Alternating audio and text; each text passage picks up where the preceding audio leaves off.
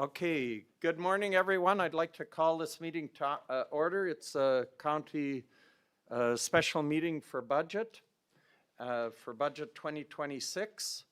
So we've got everyone here that we need.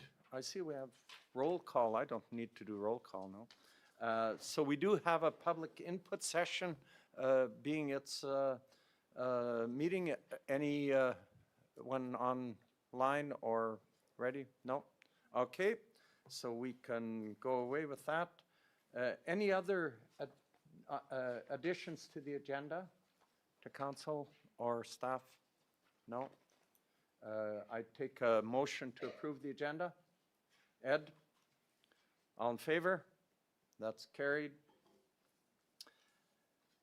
Operations, so that Ann, do you start? Are you on? Yeah, I'm on. Okay, start with Ann Mitchell. Good morning, and just to let the public and council know, in the past, it's been quite a while since Lac St. Anne County had their public budget meetings in public. So we did get this out to the public, but we are apologizing that we didn't get it out early enough, but it will be available for everybody online, and they can view that as well. So Carla will give a bit of background on that and when our next ones are upcoming, and Twyla will make sure that that's on the website. So we just want to put that out there for everybody. I'm just going to start with a very brief presentation and talk about the importance of budget. I was very happy to sit down last week with council and talk about strategic planning. Our plan is for the budget, as you've heard me say before, that next year we will be done before the end of the year. So we are finishing up budget for 2026, hopefully by the end of March. Mid-March, but then we will start budget for 2027. So that's our plan. So it's just a quick overview here of budgeting process and why do we do a budget? We do a budget to plan for future activities, strategic initiatives, and it's an estimation of us moving forward and how we implement our capital plan, which is part of council's strategic vision. So there's budget requirements under the MGA that we have to pass an operating and a capital budget. Today, what our hope is that we'll be doing capital for sure. We are also ready to do operation as well, but today we're going to start with the capital and Carla. Yeah. And then municipal services, and hopefully we can get through those today because I know there's a lot of questions.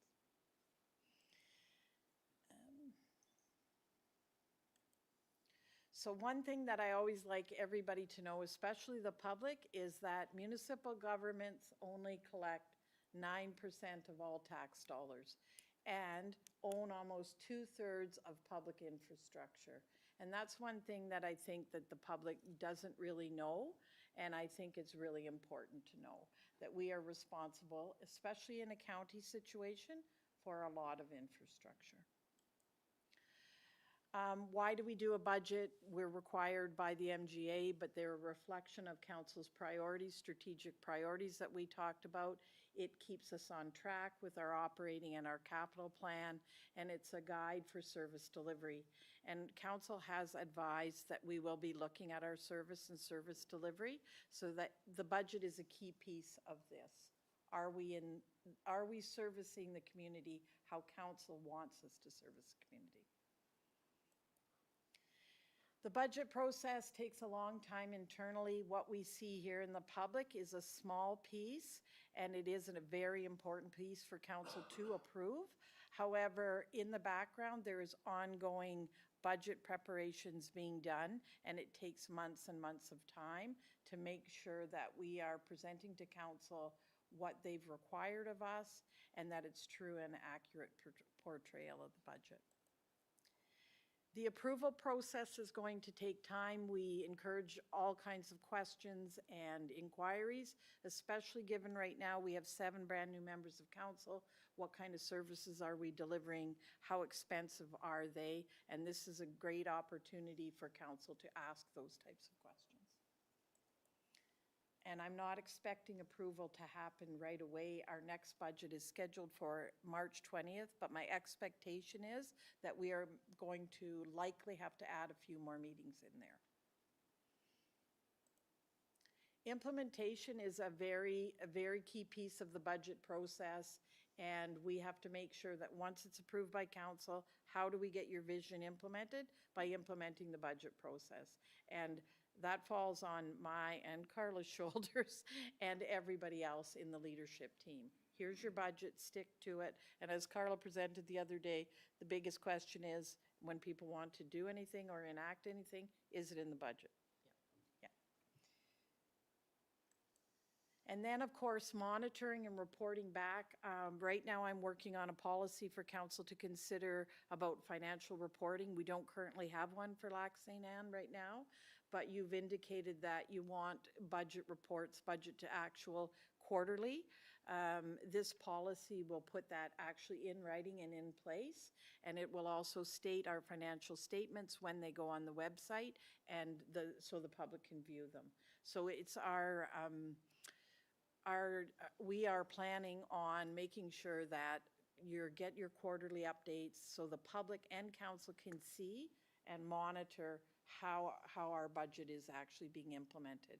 You will hear Carla mention that we possibly will be having a surplus for last year's budget. Part of that is because some capital projects weren't done. If we're monitoring and making sure that the budget is being spent, that's a bit of a concern, that there are some capital projects that aren't completed. So we have to do a better job with that. And that's it for me, and I'm turning it over to Carla.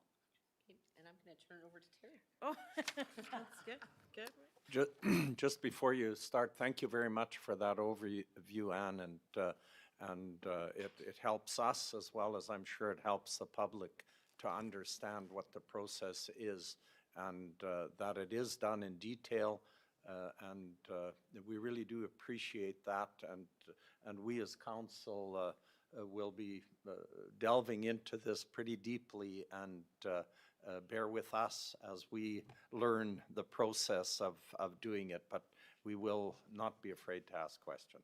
Good.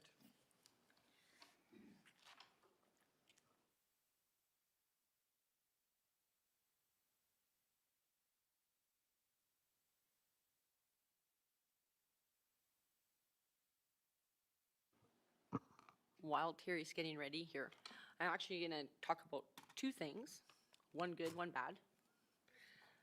I'll say the good first. I just want to, before we start here, I just want to thank Terry for all of his hard work on getting this budget prepared. Terry's just been here since the beginning of December. He has worked so hard and just put many, many hours into understanding county processes, understanding services, and I'm very proud of what he's put to the table today. The second thing I want to bring up is apologies to council and to the public. We're going to call this, I'm not making light of this. It's important for transparency. I understand that with council. I want to apologize for the fact that this budget meeting was not advertised publicly a little sooner.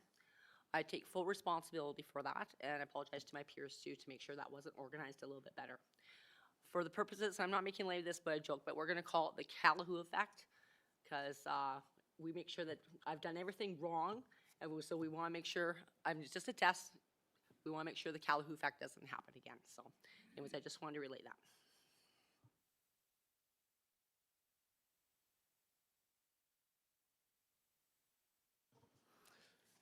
Good morning, council, residents, and business of Lac St. Anne. My name is Terry. I am the new finance manager here, and I've been here for 2 months now and had the pleasure working with Carla and the senior leadership.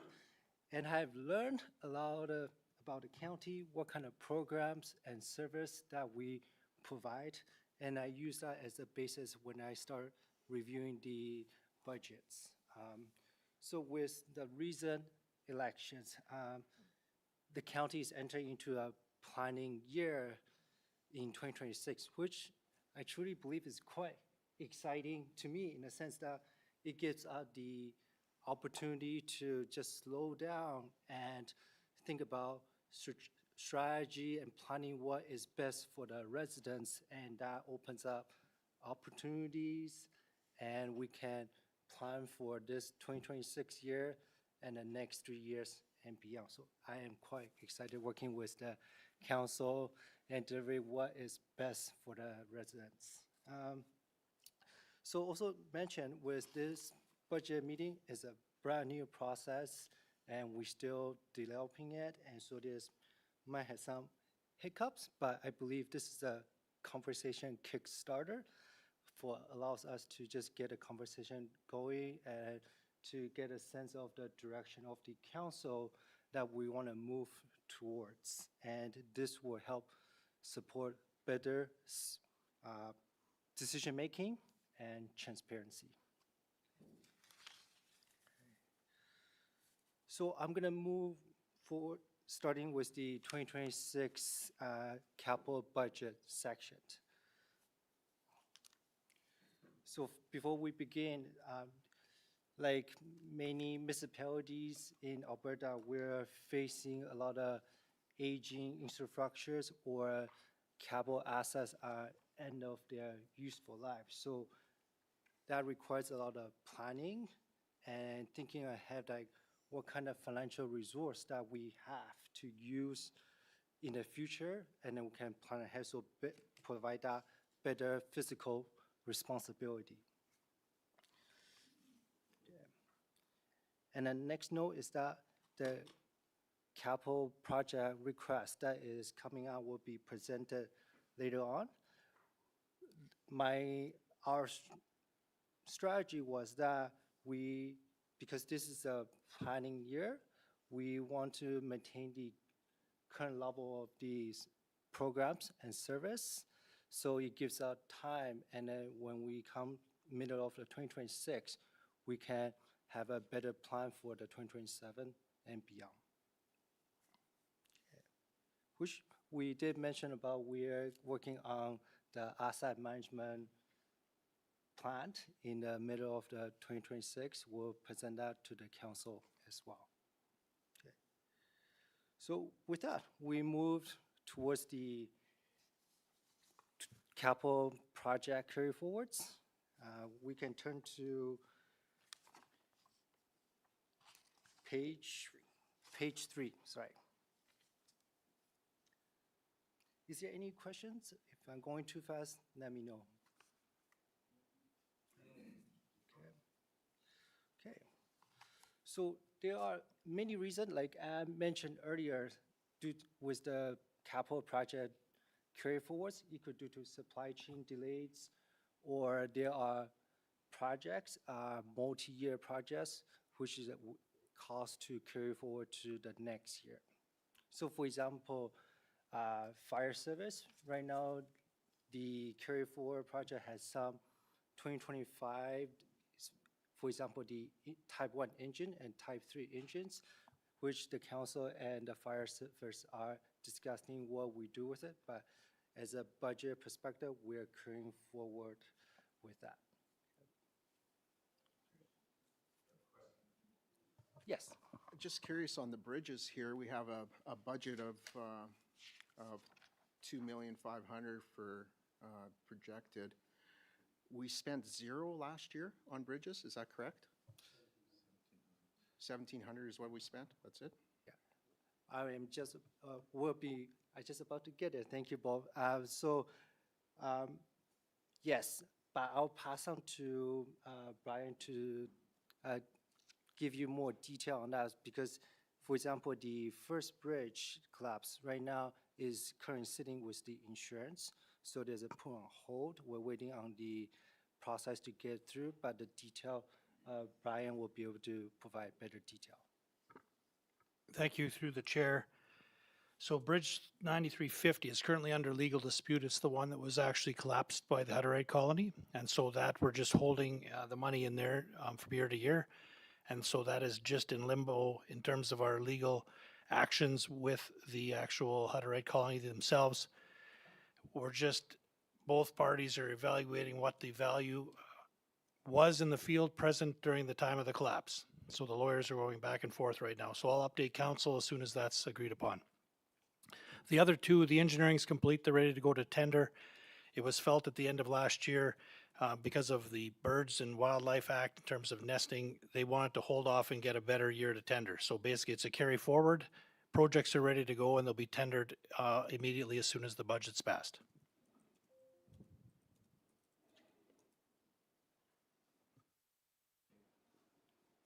Okay. I guess we're moving forward. With the carry forward, continuing on with the specific order, what project was carried forward, I'm going to pass on to Grace. We're on page 4.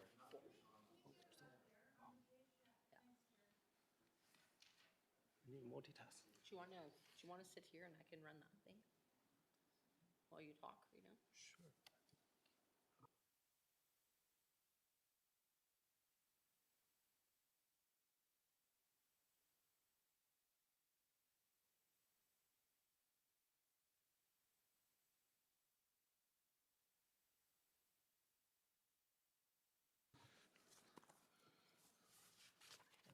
So yeah, we're on page 4. Like Brian mentioned earlier, we're going to specific projects that are carrying forward. And the next section is the engineered structures. And I'm gonna let Grace team to provide more detail on that.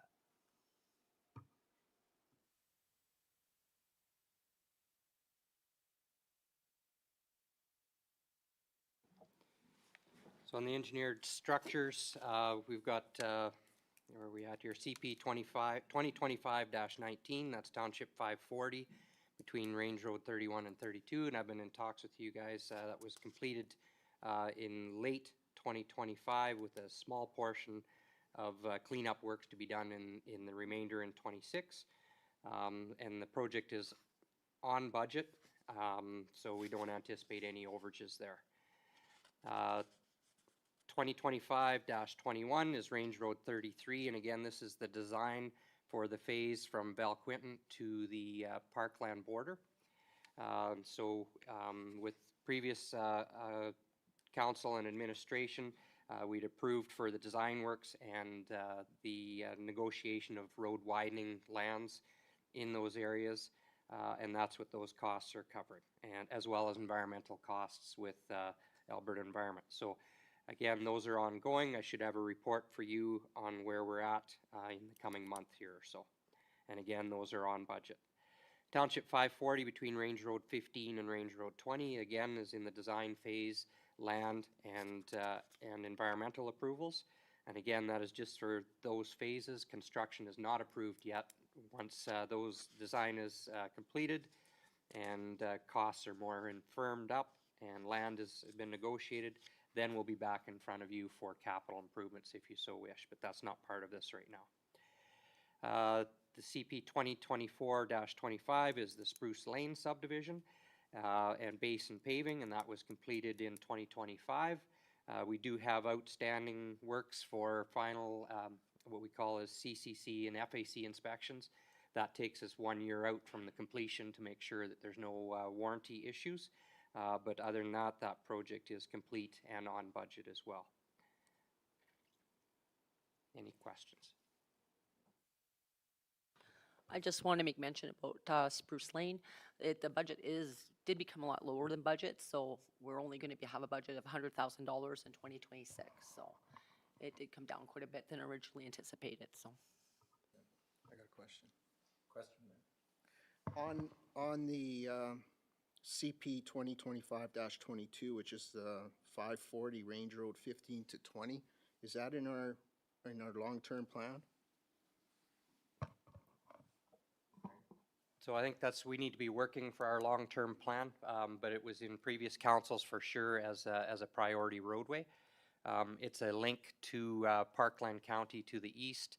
It's a very busy road there with, I'll call it water tanker traffic, because we have the Wild Water Station that's just west of this roadway, and a lot of the wild water gets hauled into Parkland County to all the country residentials that are east of us.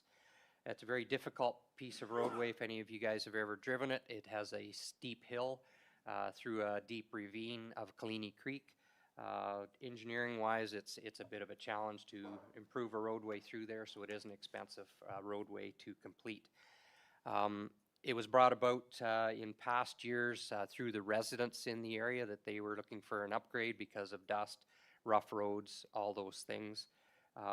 What's been holding it up is because of the hill section and the valley, we require road widening, just like the other project we were talking about earlier, or right-of-way widening.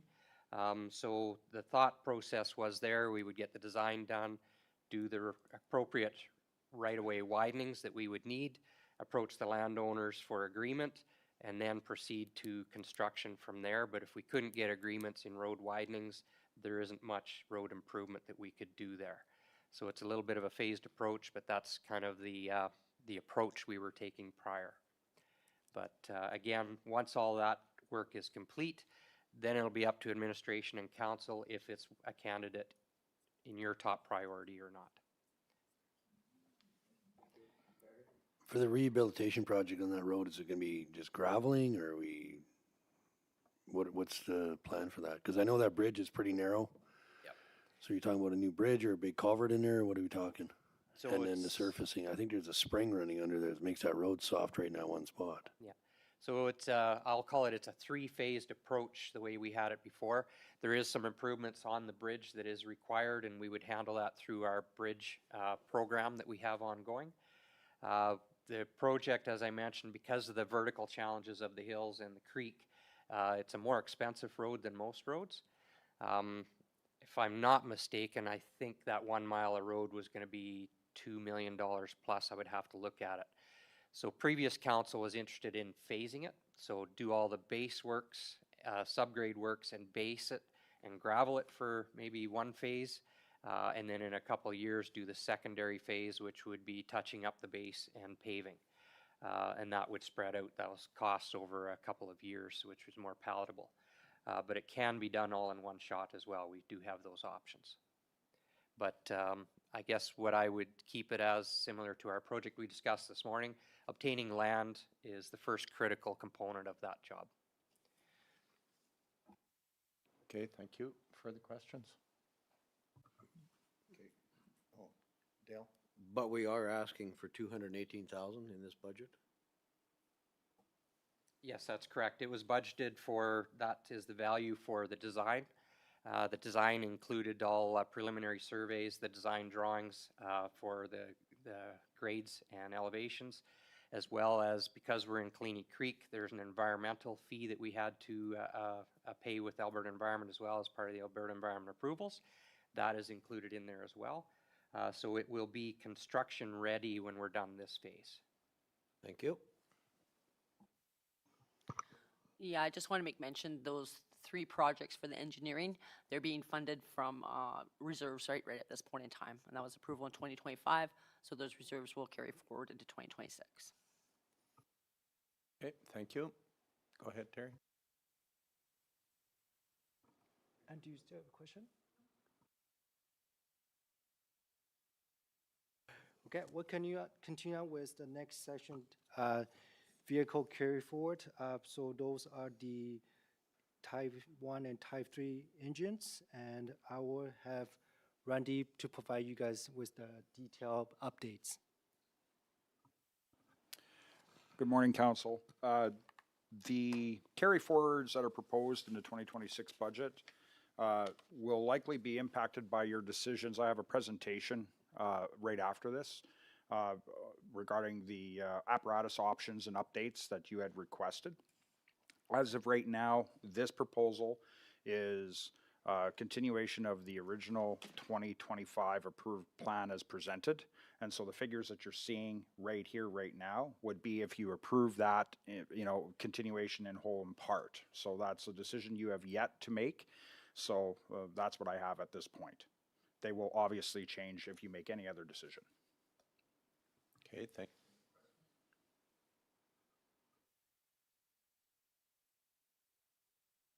Mine will be till after as well. Okay, good. Good. Okay, go ahead. Thank you.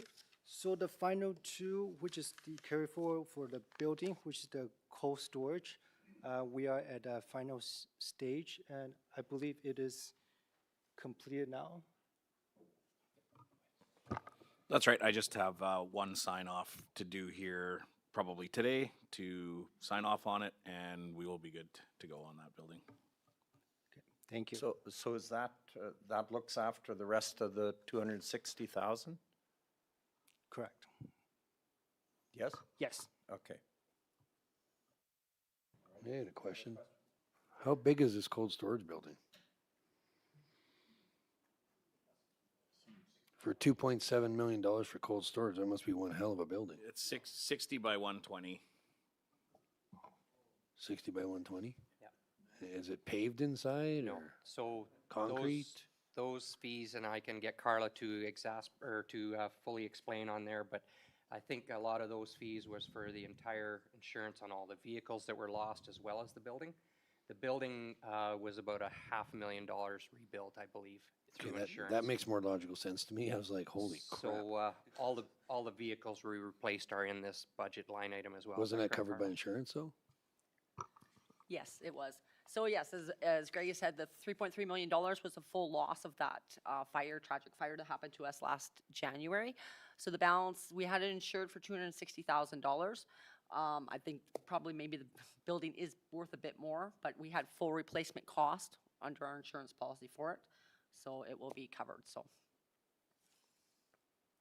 So that's the balance. It's just the building on the cold storage fire that's left. Okay, thank you. Oh, Dale? So with respect to that expense then, somewhere's farther down the line is the insurance payment? Yes. Okay, thank you. Okay, so the final thing is the equipment. It's a exhaust scrubber. So we just have a final touches of the with the equipment for 11,640. So the total project was budgeted for $35,000. Okay, any questions on that? That's for the fire station that you reported the other day. Yeah, That's correct, Chair. It's for East End Fire Station, just to finish that project, get them installed. and that is not quite complete. That is correct. The units have been there since the beginning of December. It's just a matter of getting them installed and scheduling the contractor to do that. Okay, thank you.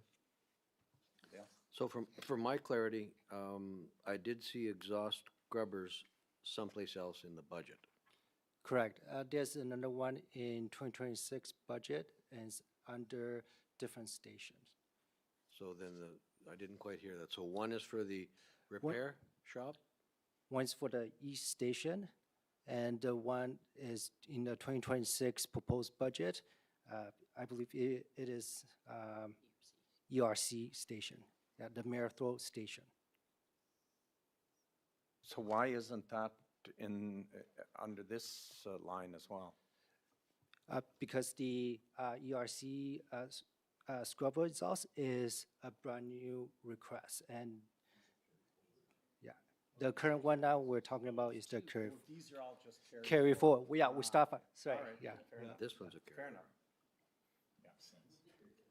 And my comment was around the fact that it was confusing, right? It's on there. It almost seems like it's on there twice. Correct.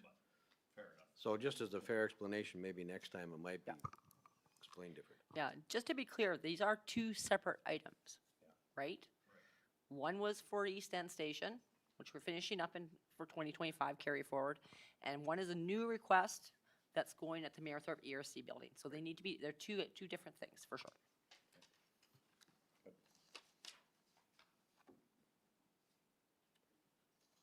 So that's all the 2025 carry forward projects to 2026. Is there any other questions? I got a question. Why is the exhaust scrubber for this year coming up? Seem more than the last one? Or am I missing something?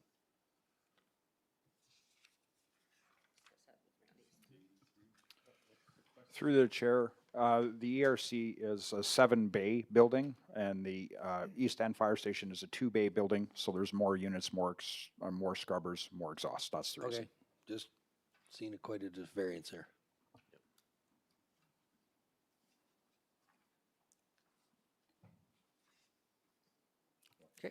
we'll continue on. So the next section, we will get into the 2026 capital projects request. So this is all new requests that administration are proposing.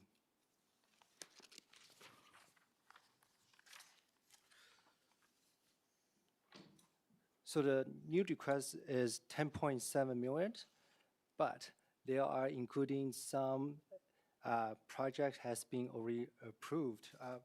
For example, the 2 graders for 1.2 million that has been approved in previous council meeting, and the most recent one was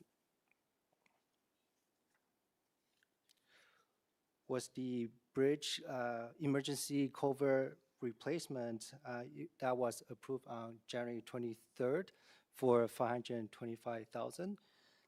So the total project has been approved by the council is around 1.7 million, which represent around 13% of the new request. So taking that off, that 1.7 million, that would be the request that would be discussing.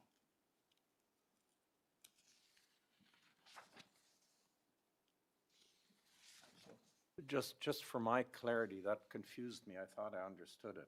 But because they're approved, they are in there, so we know we can't pull them out because we've already approved them.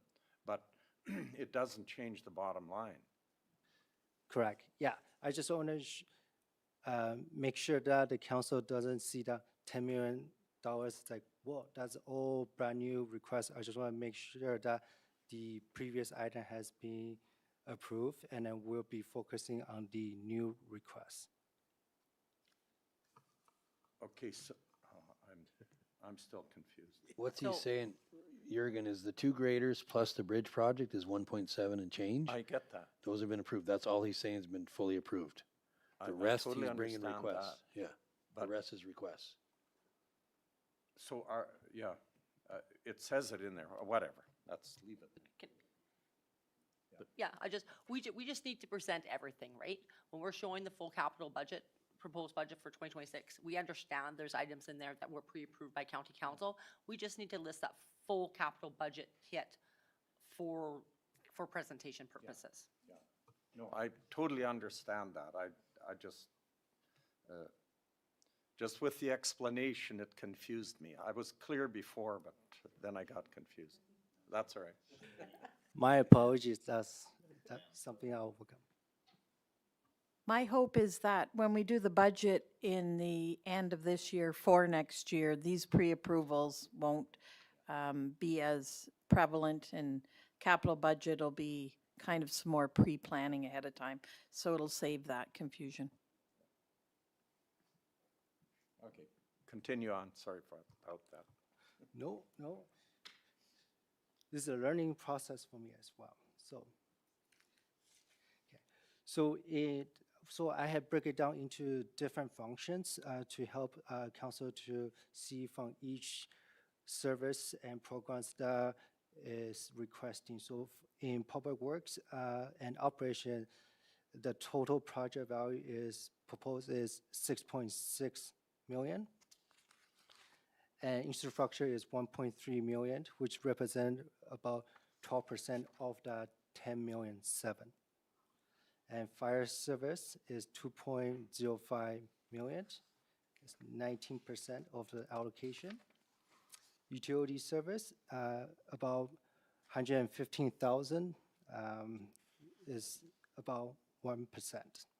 And county peace office is 20,000, and it's minor allocations. And corporate service, $625,000. That's 6% of allocation, and that's related to the new ERP project that we are proposing. Okay. So I will let Grace continue to. Question? So we are, my printing's a little off, so I'm on page 7. And I'm looking at, yeah, they look different than what's on the screen. That's why I'm trying to figure out what's going on. I physically have 3 blocks and there's 4 there.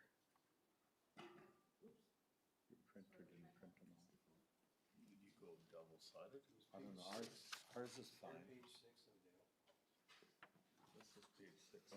The fourth one is fire services. So this is what I have.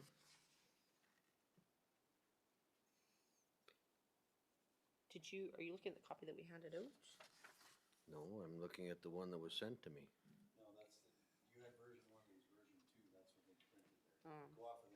Go off of this one. I know you made some notes. So you printed that off of what we emailed you on Okay. Friday, right? So in preparation for the budget, I went through the whole budget that was sent to us, and it's different.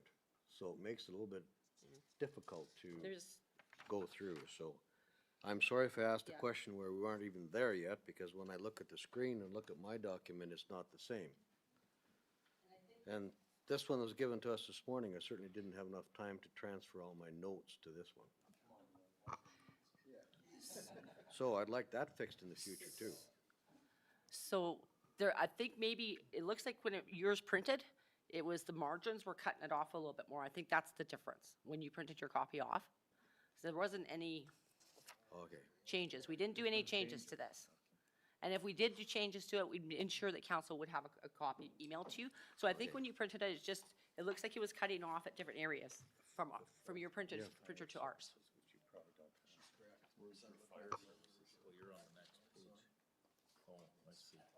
And it says page 7. See, but my page 7 only has 3. Yeah. And you got 4 Okay. now. So you just have to. So if I'm asking some odd questions, I apologize, because my document is not the same. We'll just blame your age. Don't worry about it. So I have questions.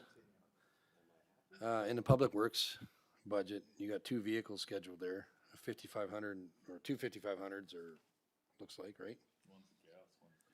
Sorry, Barry, can you say which page you're on there? That'd be helpful. Page 6, the one up there. You're showing two vehicles you need.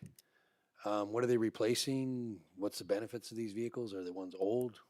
Like, I assume they're old, they're being replaced, but Yeah, they are Explain. replacements, and I'll let Brad, I work with Brad closely with these 2 vehicles. I'll let him explain the reasoning.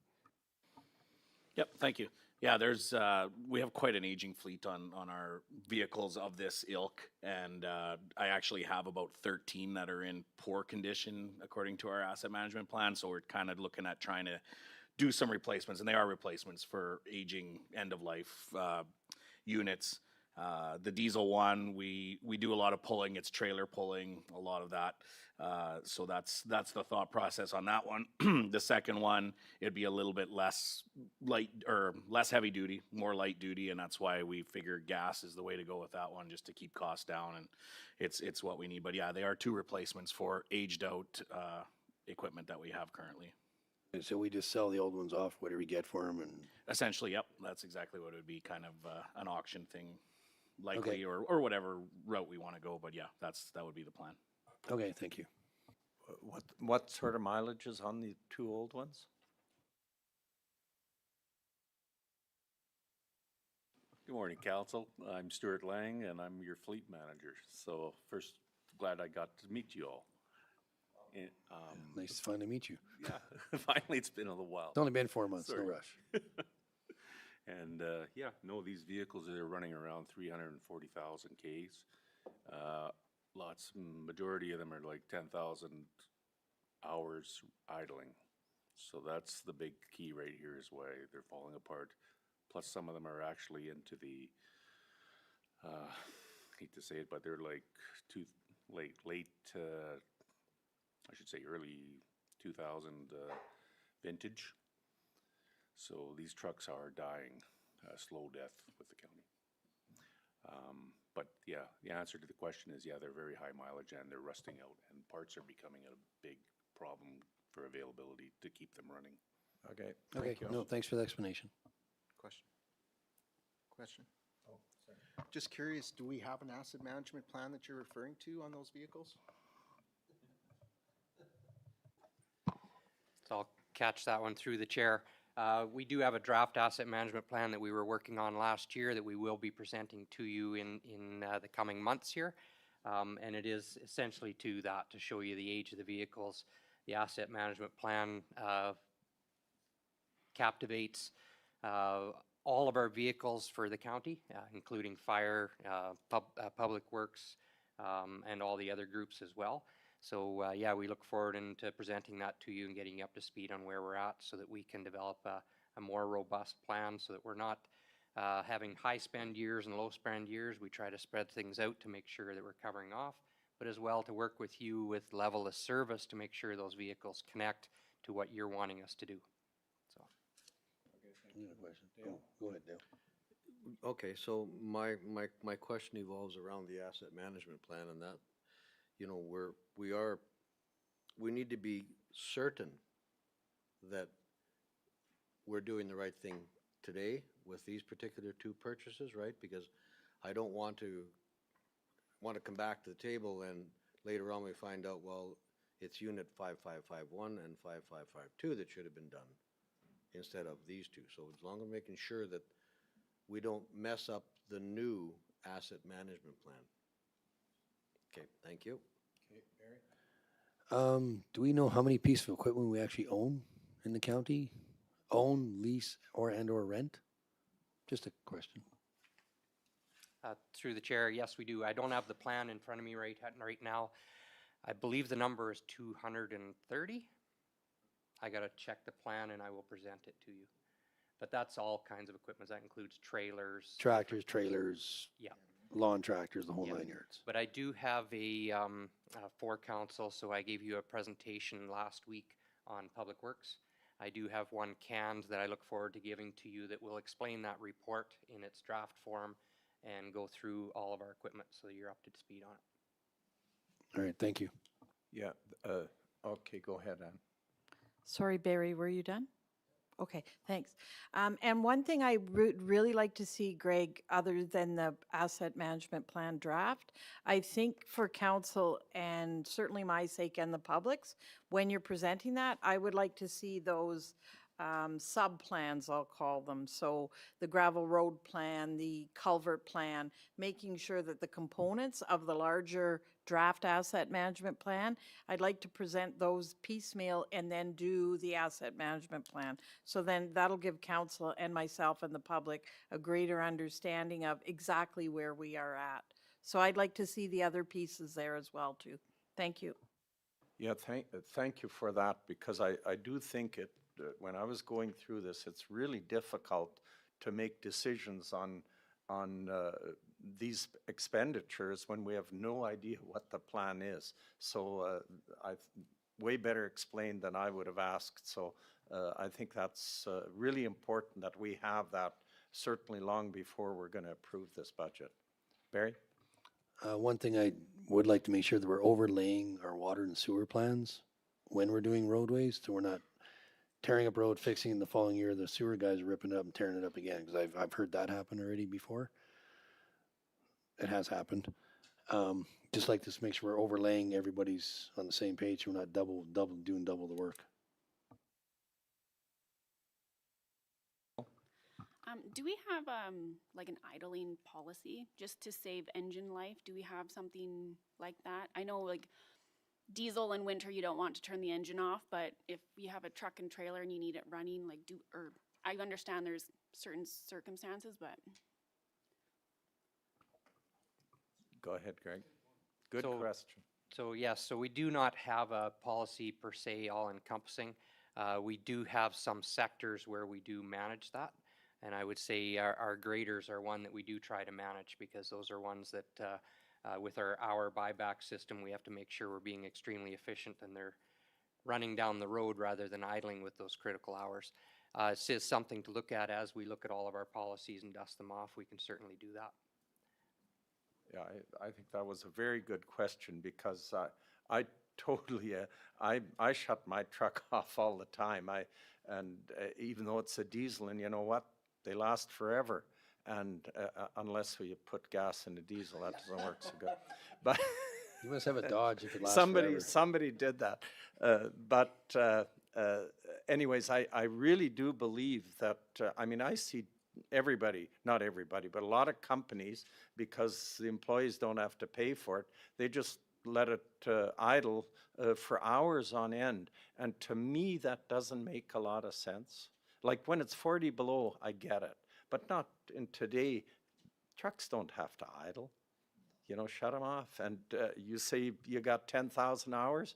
Well, probably you only need 5,000 hours at the same time. I don't know what the number is, but yeah.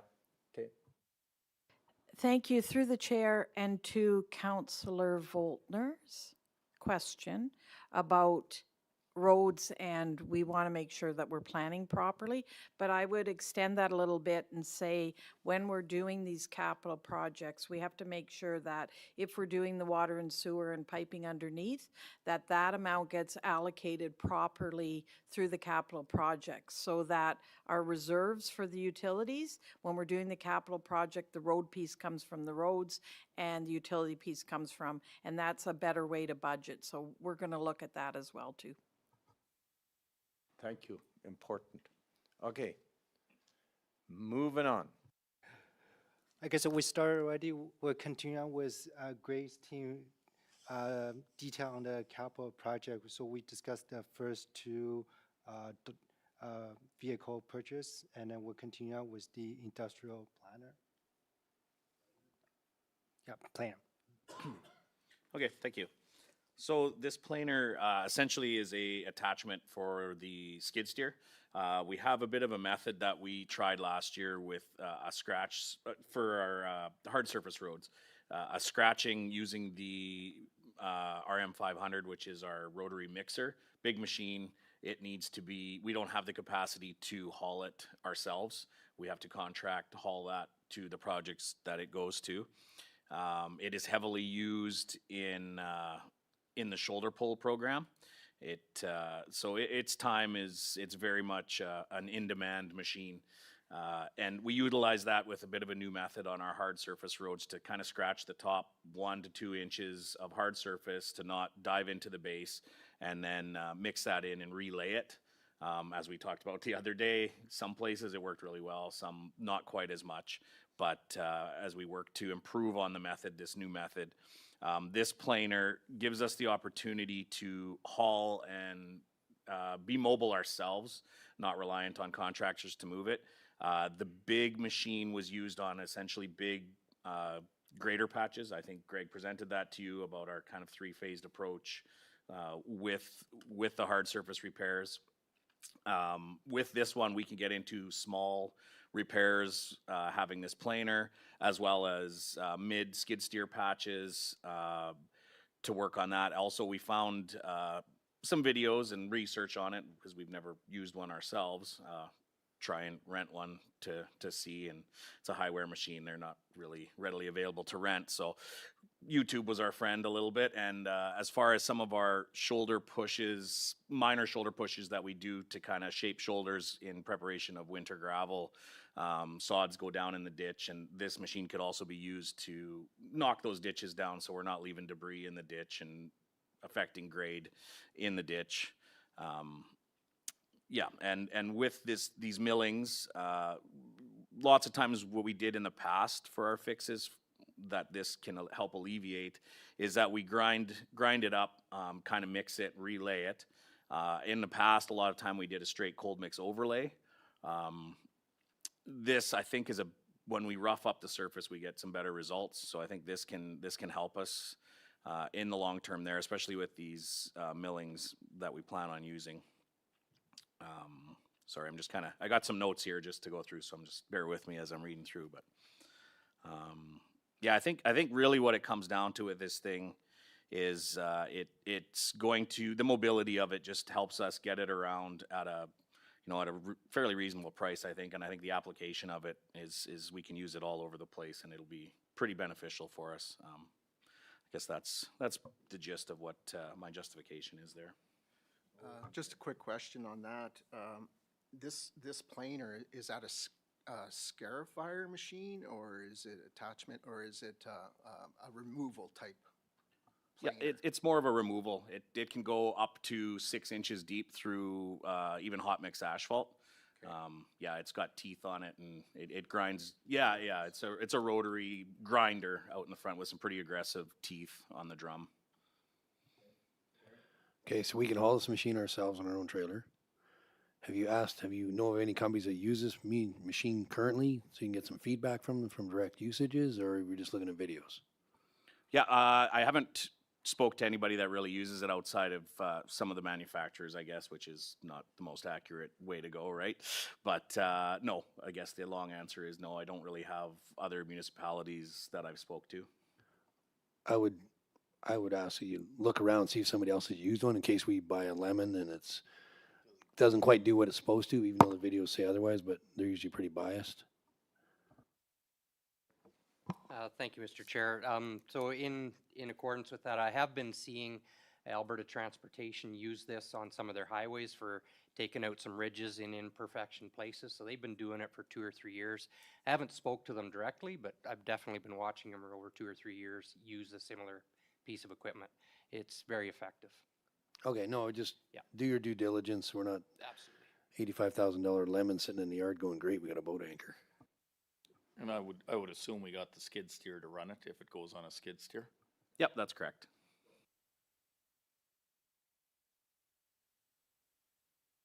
We have a skid steer we got to buy too. No, good question. That's good. Okay, thank you, Brad. Actually, so I can actually speak to Councillor Dirksen's even a little bit further. This probably would require a double pumping system, right, Stuart? And we do have that on our skid steer, so that's also The high a flow factor, hydraulic. or high flow, yeah.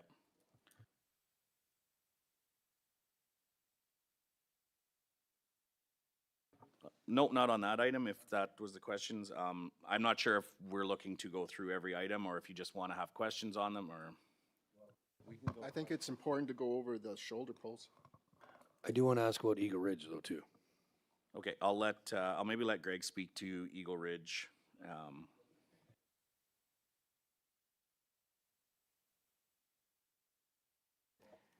Thank you, Mr. Chair. So, again, Eagle Ridge, and I may as well talk about Township 540, kind of lump them in the same because they're the same premise. First off, I'll talk about these are construction costs to update Eagle Ridge to a similar paved section that we did in, what's the one we just finished? Spruce Lane. There we go. Sorry, this left my brain for a minute. So that is the methodology we were looking at there. Again, that was previous council's directive was we would do Spruce Lane as a bit of a pilot project last year, and then they would be looking at it and moving it through different subdivisions. So we do need to work with you to see if that's still a high priority for you guys. Projects, if it's a different project of similar nature, we can swap those out, but it was something we wanted to address with you to make sure they're hitting your priority peaks as well. So we just left it in there from carry forward from last year to present to you. Township 540 we talked about a little bit more earlier today. This cost here is for the phase 1 construction, so that's to build the road cross section and to build it to a gravel section, and that's $1.5 million. The reason as well that I forgot to mention to you this morning, it was phased into 2 pieces to make it easier for us to apply for a grant. So under some of the conditions of one of the grants we have, you can't apply for it if you're paving, but you can if you're basing. So that was another reason to try to split this project into 2, is to see if we can get it as a candidate for a grant. But again, I would like to work with council to see if those are still your proper priority roadways, or if you want to look at something different. I got a question. Barry? The Eagle Ridge Estates, I've been out there and there's the one road, I don't know which road it is, but it gets real greasy and slimy when it's wet. And they said it was sanctioned to be paved 2 years ago. Is that the one we're discussing? Or is this the whole subdivision? Because that seems like a lot for that short road. Yeah. So it is the entire subdivision, but there's 2 subdivisions there, so don't get them hung up. There's Eagle Ridge is on the southern portion, and then there's, I have to get a map. to The other see what one, the yeah, northern one- Eagle this Ridge is the one just I was Eagle in. Ridge, and it is all the roadways within Eagle Ridge from Range Road 12 To 13 or 14 or whatever it is. 13, I think it is. So yeah, there's a small section in there of old, and again, it's not paved. All those roadways are the oiled section, so there's Yeah. no structure to them. There's one that's strictly gravel though, or it was Yeah. chewed up. That's the So- one they're complaining about the very most. Yeah. So that one then hit, if I may, it hit end of life, probably the prior year, so early last year, we ground it up. And took it back to, not took it back to gravel, but tried to get it back in a travelable form. And it failed. With the They're not plan that we happy. would do something in the future, but we didn't re-oil it because that is very expensive to do because we were anticipating doing a bigger project. So there is a small section which was dust controlled, ground up and dust controlled. and That's the one they're probably complaining about. That's the one that kind of dead ends and you gotta spin around. Yeah. That's the one that's the biggest complaint. Yeah. And then they call it Death Corner where they cut that wicked curve and that the other end of the subdivision here. Yeah. That one, those are the two biggest complaints that I heard in that whole area. You bet. So whether the whole subdivision gets done or at least those major problematic areas, I would definitely look at. Okay. This question, I believe, would be for Terry, I guess. I'm a little confused, excuse my ignorance, but it says the allocation is 30.6%. Can you explain that, please? Which, Right along the Eagle Yeah, Ridge just a percentage subdivision, of it that says the budget is 3.3. so and the 30%. allocations, the percentage is based on the total value of the capital project request, which is the 10.7 million. Okay, I got you. Total, So that's a total of the budget? 30%? of the capital project request. Okay, gotcha. No. No, it's not. Yeah, Total and capital. yeah, yeah. Total of this My one. intention is to show the council like, okay, this is the total request of 10.7 million. Each project is taking what percentage? So I guess my question on this one is, this was the previous council's priority. I think before we approve that, we have to take a look at the priorities and see whether they meet this council's priorities. So this is going to require quite a bit more work on our behalf to have a look at it. When I see like 45% of the capital budget going into one small little area, I struggle with that a little bit. But it's my area, it's awesome.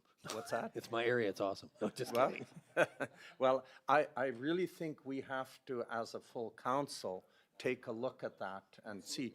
It might be where the money has to go, but that's a lot of money to go into one small area. That's and- why I and leave stressed other stuff out. Eagle Ridge was only complaining about two major spots, Yeah. that one dead end road. Yeah. Really complaining about that when it gets wet.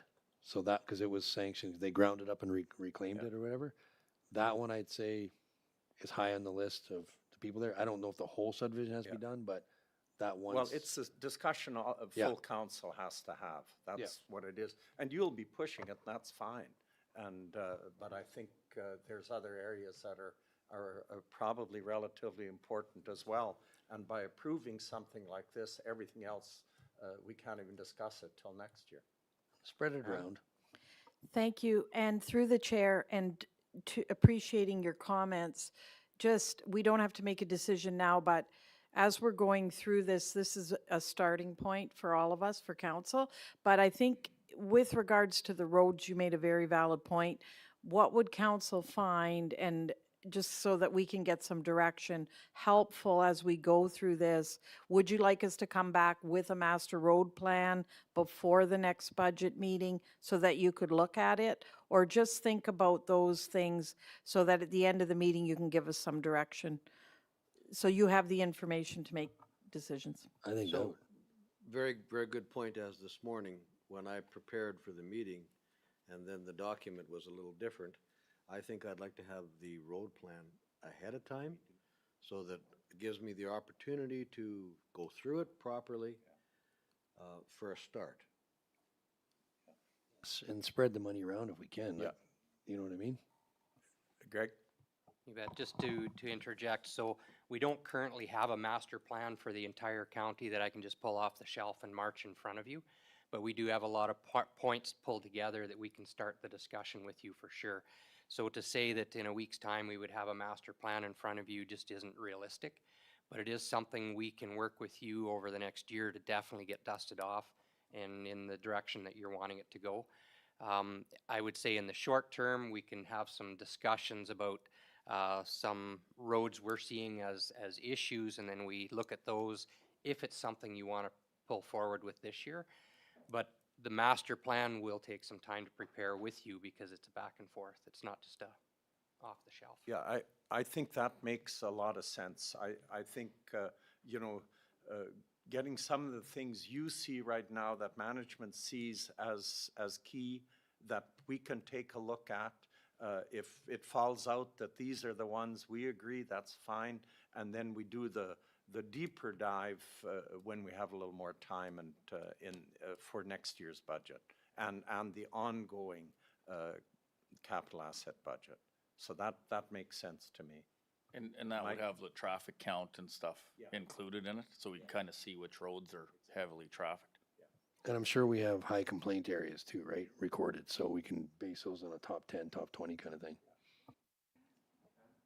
Through the chair to the chair, when you were asking for question on GIS data, road data, and is that something that, Greg, we could get to council to help with that decision-making process? Because that was something that council requested, correct? Yeah, Yeah. I think that's a double whammy. It's for our long-term planning, but also to assist us in making the short-term decision of how to budget this year. So it's, you know, if the sooner we get that, then I think the better discussion we can have and make a better decision. Yes, so just in that, so yes, we are working on getting some documents in front of you that would highlight different roadways we think are issues with the traffic data with it.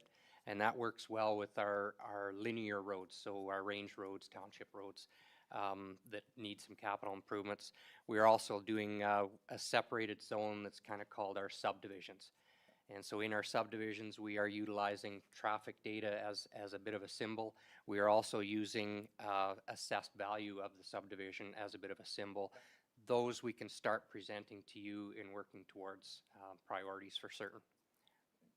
Thank you, Dale. So I think what you've described and what we're asking is prudent for the fact that we'll hopefully remove where individual council members can get something done. And it'll be done with the whole of the county, based on evidence, based on everything. So I think that's a great move. Thank you. But I wanted my road Absolutely paved in front of my house. You want your road paved, yeah. We'd all Out of do. luck. Yeah. Carly? Yeah, so just to clarify for finance, so Eagle Ridge and Township Right 540 will pull off the 2026 budget for right now. This can always come back for council deliberation. There's opportunities too for grants. I don't think Eagle Ridge will be able to get a special grant for that. The potential for Township Right 540 is there. I do have a question to Greg at this point in time. With Eagle Ridge pulled and obviously some issues with the road there, do we need to add some additional dollars to the operating budget to help through in the short term for that road that has some issues there? But something has to be done with it for sure, because it's pretty bad. So I would suggest, yeah, we should add a little bit of money. My concern is kind of to Councillor's question earlier about, oh, you've seen roads where we pave it and then dig it up and put a water line. I'm not sure that we've done that in this county, but a lot of public works areas always get accused of that. But what I don't want to do is spend $150,000 a kilometer to re-oil a couple of corners when a year from now we're going to come in and pave it. So yes, we should add a little bit of budget, but I wouldn't add an extravagant amount of budget because I don't think doing it twice is a good option. Thank you. Thanks, that's good. I personally think this is a great example of how we can have some savings in this year's budget, because just between those two items, we're looking at $4.8 million off of this budget. Sorry to cut in on your accounting practices, but. Okay, well, we know we have to do more work on it and bring it back, so that's great. Okay, continue on. Yeah, we'll continue on with the shoulder poles, the 4 projects proposed.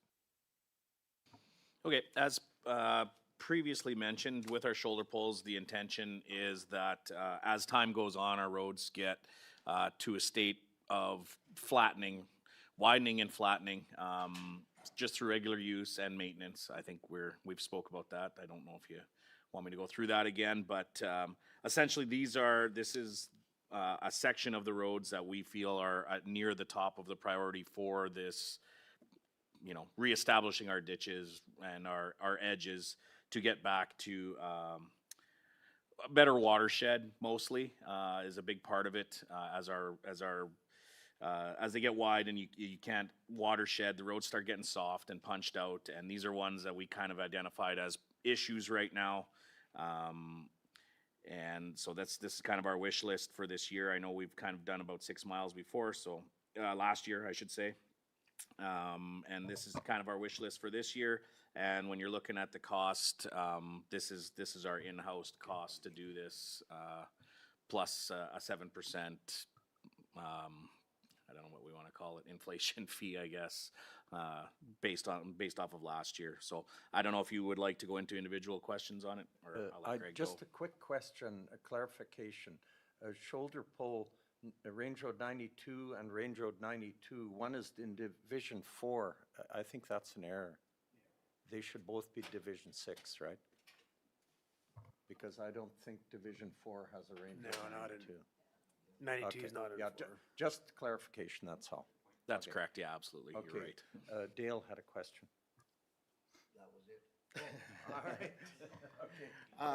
Just a quick question on the shoulder poles. It looks like we're looking at about 300,000 in shoulder poles. Have we considered getting options of getting some estimates from an outside source to do these poles? Thank you, Mr. Chair. So yes, so typically, and I can say for the last 7 years and then beyond, I think the target for the county was always about 10 miles a year of shoulder poles in order to stay on top of the 1,800 kilometers of roadways we have that will get pushed out over time. We've kind of bounced around between about 6 and 10 in the last 7 years, I would say, that I've been here. We have both contracted them and done them in-house. Of the last 3 years, we've done it in-house twice and contracted once. Our costs are coming in significantly lower by doing the work ourselves. So this budget does reflect that. And so in the last couple of years, we've been doing about 6 miles a year. We're stretching it to 8 here and still coming in under the budget of doing it contracted for that amount. So offline, I can show you what those differences are, but we have been able to do it different. As a rough number, it was costing us about, I would say, $45,000 to $50,000 a mile as a tendered project for contractors. And then we would gravel the road at $10,000 a mile on our own budget. We're doing it in-house for about $30,000 a mile, and that includes gravel. So we've been able to really sharpen the pencil and do it cheaper and get as good, if not a better product. So we have the option to tender if we're having manpower issues, but we seem to have that in hand right now. So I appreciate that information. I'd like a copy of that as well. And I think it's great if we can do it in-house and make those kind of savings. That's a considerable amount. But I still like to see that current.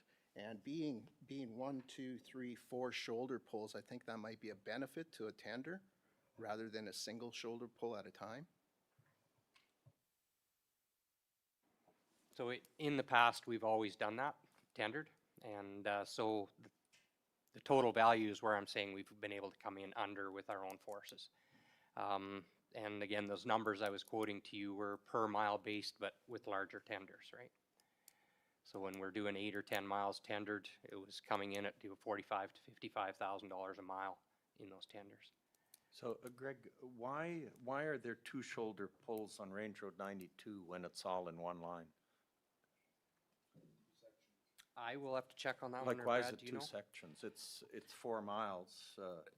It's essentially north and south of the highway, so it kind of becomes two separate projects.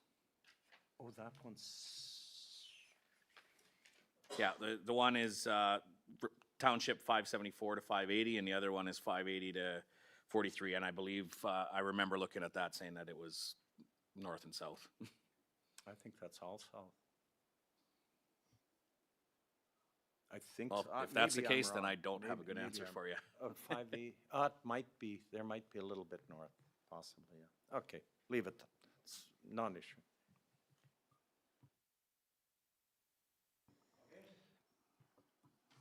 Next. Okay, is there any other questions? Does the council wants to take a break or anything, or should we No, I continue think on? we're good. Keep going. Okay. Move right along. Okay, so the next one is infrastructures is proposed $1.3 million, which includes 4 projects. And I will let Brian to take care of the details of each project. Thank you. Terry, through the chair. So Lac Saint Anne County has 217 bridge structures or culvert structures greater than a diameter of 1,500 millimeters. We have a bridge inspection maintenance program where every bridge gets inspected once every 3 years. We have evaluation criteria that encompasses the entire structure, very technical in nature. And from this, we result in a grading all the way down from every bridge in a systematic way in terms of being able to establish a 5 and 10 and 20-year capital project. Using that information, these 4 bridges are our top critical ones. The first one you'll recognize was just at the council meeting on the 23rd, and we approved that as an emergent item. The other 3 are currently applied for under STIP funding as well. So we came back in November, and you also approved us sending those off to the province. The deadline is November of 2025. And so what we'll do is we'll wait in approximately April, I think it is, we'll actually get told whether or not we were approved. Pardon me, Carla, what's that date? July, what? Okay, in any case, as soon as that's approved, the funding for STIP, these 3 bridges is covered by our application, is my point. Carly? I just want to make mention that through the budget process with the bridges, we do fund them 100% by CCBF, a grant that we get.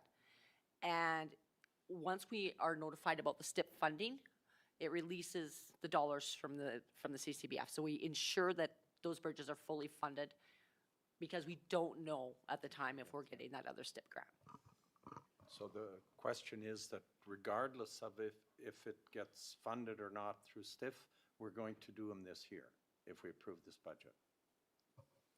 Right, Brian? Yeah, okay. Okay, Ann? And one other thing too, that should be one of our lobbying points when we're at RMA about STIP and infrastructure funding to try and ensure that, because like Carla said, the CCBF, if we free up room in there, that's more infrastructure dollars that we can get. Yeah, Carly? Brian would be the better expert on this, but I think that's very important to talk about. Brian, I know STIP has some, it appears it has some rules. In fact, when you're applying for a bridge, they have a percentage threshold on there on what they consider an emergency or a poor bridge. And I think some of their thresholds are in different, like, I think I would recommend council and discuss with Brian just some things, what our engineers give us information on bridges that are in poor quality. And they have certain, I guess, areas in there. Some are better and some are less, but it still becomes an emergent, like a troublesome bridge. And I think the areas that they are looking at they're not taking that into consideration, the full structure of it. So I think that's something that needs to be discussed with the grants people as well too. They have to look at that full structure, because our engineers are recommending that these are poor bridges. That's why we're fixing them, and that needs to be taken into account.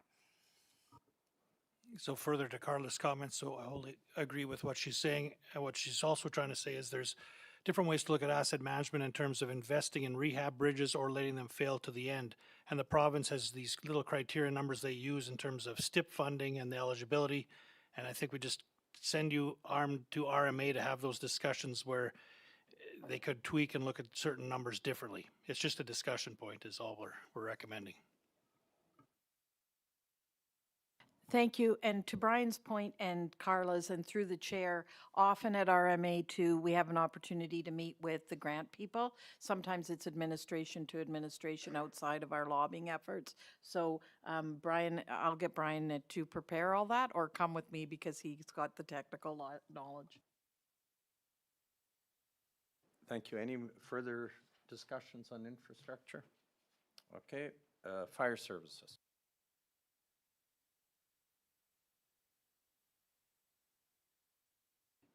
Thank you, Chair.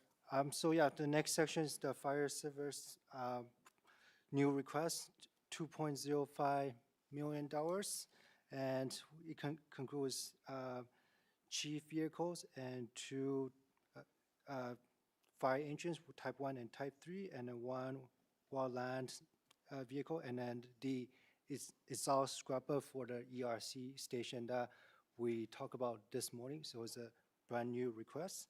And then there's another hydraulic ramp, I believe, Randy. And yeah, I will let Randy to talk about the more details of each project.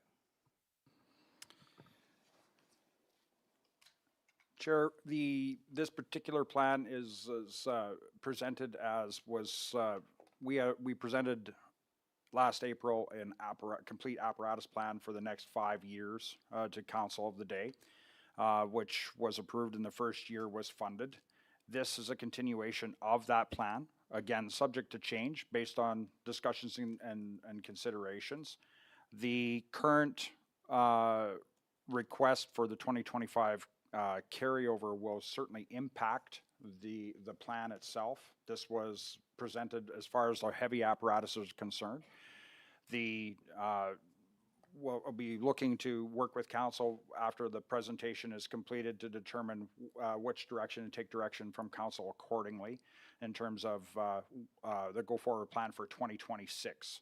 We haven't implemented the 2025 yet, so the recommendation would be that's a starting point. Then we'll determine from there what we want to do in whole or in part for the 2026. But I can take individual questions if you would like as to the rationale behind the request for 2026 at this point. Question about your command vehicle. What are you driving now and why do you need a new one? I'm driving a 2015 GMC 1500 and it is 220,000 kilometers at this point, and it's just a standard best practice in current vehicle condition to consider replacement after 10 years, and that's where we're at. So the request is based on getting a newer vehicle to basically increase, and keep up with safety. These vehicles, there's a high demand on them for that 211. It's not the same as, roving around public works at low speeds. We travel at high speeds with these ones. It is effectively maintained for certain, but it's at this point it's considered best practice. It's nearing end of life in terms of emergency use. Thank you. Okay, further question, Bo? Yeah, I got a question. I'm just looking at the overall bottom line here of $2,058,000. And I'm looking at some past ones from 2025 at 1.2 million. Actual budget was 1.3, or actual year was 1.3, and then the projected for 2026 was 1.6. So there's about $4 million difference here. I'm kind of curious if you could touch on that. Sorry, 400,000. Yeah, Carla, do you have? Sorry, I think she has her hand up. So. Yeah. I was actually just going to make a request that we break for about 10 minutes. Randy has a presentation that I think we should get up on screen here when we're talking about the whole fire services budget. Okay, and then Why don't we hold off till we see his presentation after this? We'll leave all questions for then. Yes. Would that make more sense? Yep, we're gonna put it up on the screen here. It's just better flow and help you understand things a little bit Okay, better. will, 5 minutes? Or how long do you need? 10 minutes? 10 minutes. Okay, we'll have 10-minute break. We're in budget, we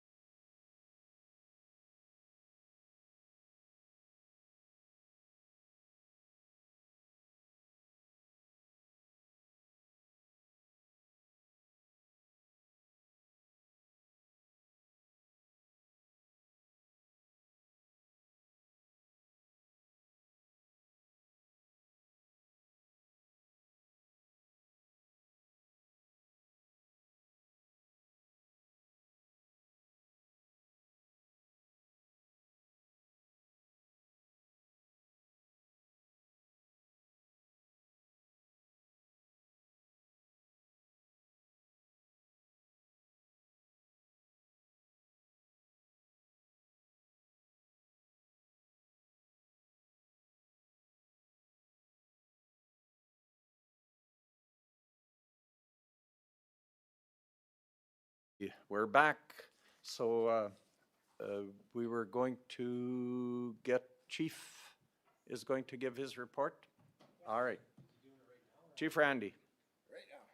I think that's the plan. I'm willing to follow whatever direction the chair would like me to follow, so Well, I'm ready to go. Give if your you're- presentation. Okay, Just, sounds just great. do it in a quicker way. Do it. Next slide, please. Yeah, you bet. So I don't have the clicker control, so when I say next slide, please, are you controlling it, Terry? Thank you very much. So go ahead.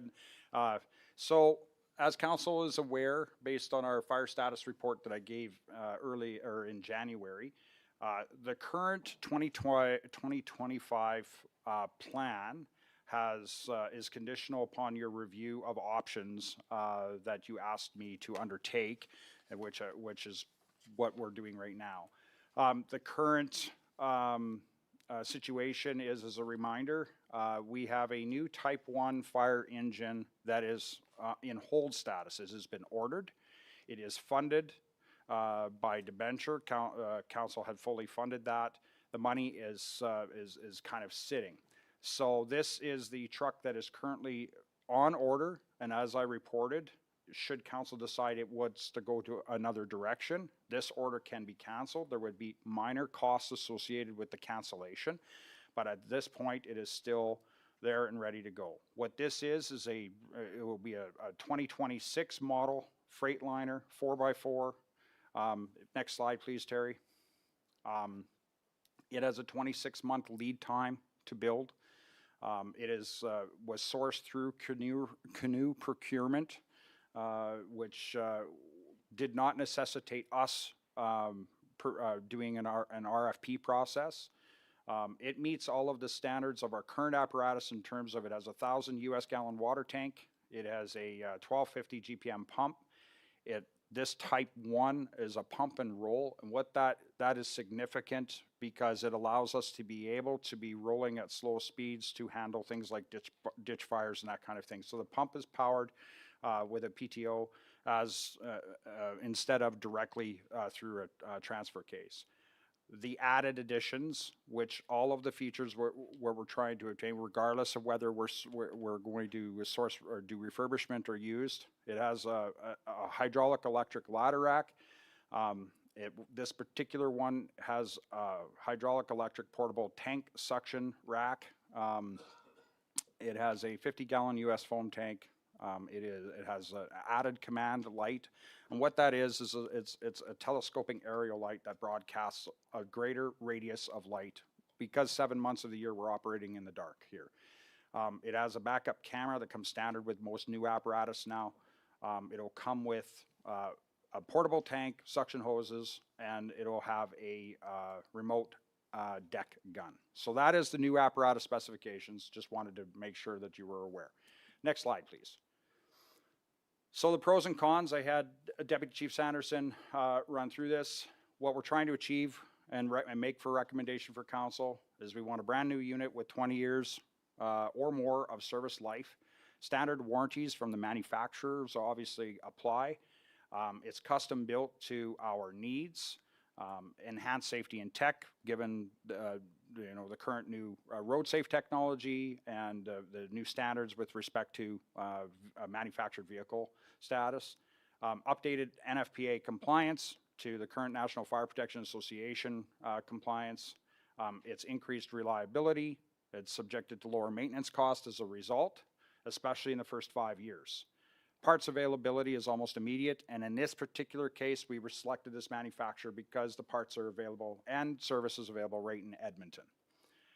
There's always initial training and orientation provided with any new apparatus purchase. Of course, the cons, long lead times. We selected this manufacturer, however, because it has the least amount of lead time of the three that were looked at through the Kinnear procurement process. Of course, it's a higher budgeted amount, a higher initial cost. However, at an initial proposed budget of 1.2 million, we thought it a win that we were able to get this with buying incentives, as were discussed, at a budget price of 863 in comparison. Unit depreciation is a factor. As common knowledge, the moment that thing hits our fire station floor, it will be 30% less. And so accounting-wise, we're paying for depreciation. And then, of course, rapidly evolving tech is continuous. So much like your cell phones, the moment it hits the floor, we're already starting to see some obsolete stuff happening, just in terms of firmware even in new apparatus. And I mean, I'm not a mechanic or an electronic systems tech, but it's a constant problem. Next slide, please. The second thing that we talked about and we looked at was refurbishing. Currently, right now, there is an entirely new market that has become generated over the last 3 years due to the high cost of apparatus, of considering refurbishing qualified apparatus to essentially make it new. And so we proposed this particular type of a solution. Currently, Engine 1, which is pictured here, is out of service. It's out of service due to unsuccessful attempts to get appropriate electronic control modules that will actually run the truck. We have gone through 3 since last January, with the third one arriving, and it's a no-go. The current status is that the truck is basically relegated at this point, empty and sitting. It may require substantial investigation and additional costs in order to consider trying to keep this apparatus on the road.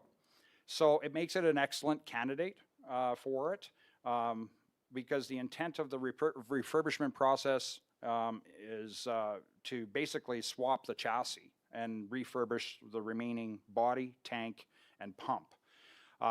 It can be done for an approximate cost of $600,000 to $675,000. There are the best solution that we found is a company in Colorado to do the job. We are investigating an Ontario-based Alberta partnership company out of Olds that is currently looking at it as well. Next slide, please. The pros on this particular one, outside of the cost savings that we could look at doing, is that we already know the history of the pump and body of the apparatus. We wouldn't be presenting Engine 1 as a candidate if it wasn't feasible at this point. We sent the specs to the company in Colorado. They provided us, without coming up here and going through methodically, they provided us a reasonable cost basis to do so. It replaces the older chassis with a brand new chassis. It essentially gives us the same deliverable if we decide that we're going to do that. It gives us a brand new truck underneath that particular piece of, the components. It allows upgrades to the existing body itself to allow our safety features to still be implemented. So we can retrofit our electric over hydraulic ladder rack at this point. We can add command lights. We can replace the lighting to current NFPA standards. So there are things that we can certainly do there. And during the process, it allows us to improve old engineering just through retrofit. The cons, there are lots of them. There are a lot of unexpected things that happen with this type of a process. We're talking about putting a new chassis and a different chassis. The current chassis is a two-wheel drive chassis. We're asking for 4x4 going forward. So there's unexpected costs with that. Limited technology, in terms of integration. Although they wouldn't be offering it if it wasn't feasible, they are doing it. There are just the potential for gremlins in this particular case. There's a finite lifespan. We have lifetime warranty on the tank as an example, and we've implemented that on a couple of our apparatus. But it is still going to be 23 years old. So we do all of this, and then we have issues with the tank. We could still we could have out of service issues. The current unit downtime to do this is a good thing. 12 to 13 months, is anticipated for the construction and the job. If engine one is an excellent candidate because it's already down, so we would be, just taking a down truck and doing it. But if engine one wasn't down, we would be selecting the best candidate truck, and it would be out of service without any replacement. We would be fostering a gap and managing through the whole period of time. And then there are just some upgrades that are with the current new apparatus that wouldn't be available. It's just cost intrusive. We can't redesign cabinets; they already exist. Those types of things. So those are some of the considerations that we need to look at. But I have looked at them. My recommendation is obviously still new, just because we like the idea of avoiding the gremlins we could, but I wouldn't be presenting this to you if it wasn't a tangible option as well. So this is an absolutely satisfactory way of that we can do it. Next slide, please. So what we would be doing, it's a little bit wordy here, but basically we would be supplying a two-door Freightliner chassis, 4x4. We would be remounting the pump enclosure to the new chassis. We would be modifying the lower pump area in order to handle the new chassis, and because the new chassis comes with DEF emissions, additional tank, there's those types of things. Repainting the cabin chassis to match the current fleet, and repairing corrosion, dings, dents, paint buffs, that kind of thing. And there's substantial amount of that existing on our current apparatus. We would be installing new graphics package, of course, replacing compartment lighting with new lighting, mechanical ajar switches, all the things that are necessary there. Install a diesel heater. This would be an add-on that heats the cabinets. Currently, none of our apparatus, except for our new ones, have the ability to heat the compartments, which is an important aspect. The technology wasn't really available to any degree when this apparatus was built. It has now become available, so we're recommending to add it. We'd be installing new tank leveling systems. We've retrofitted a number of our apparatus with this, but our engines do not have that. The ladder racks, and hose racks, auto drains for the deck gun. We would be adding a deck gun, and it would be remotely controlled. And the reason is that's essential. We don't want our firefighters up in wintertime operations up on top of the truck operating these types of appliances. Adding the light, adding the Sidewinder deck gun, ensuring that we can actually fill the foam tanks from ground level. It's really important. We fill them via 45-gallon drums. The current process has to be that a firefighter has to climb the apparatus. We want ground level filling in our newer apparatus. Adding appropriate tool mounting throughout the vehicle over time and condition with different tools, that gets overlooked.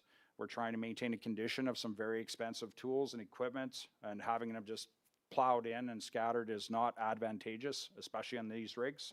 So we're looking at doing that.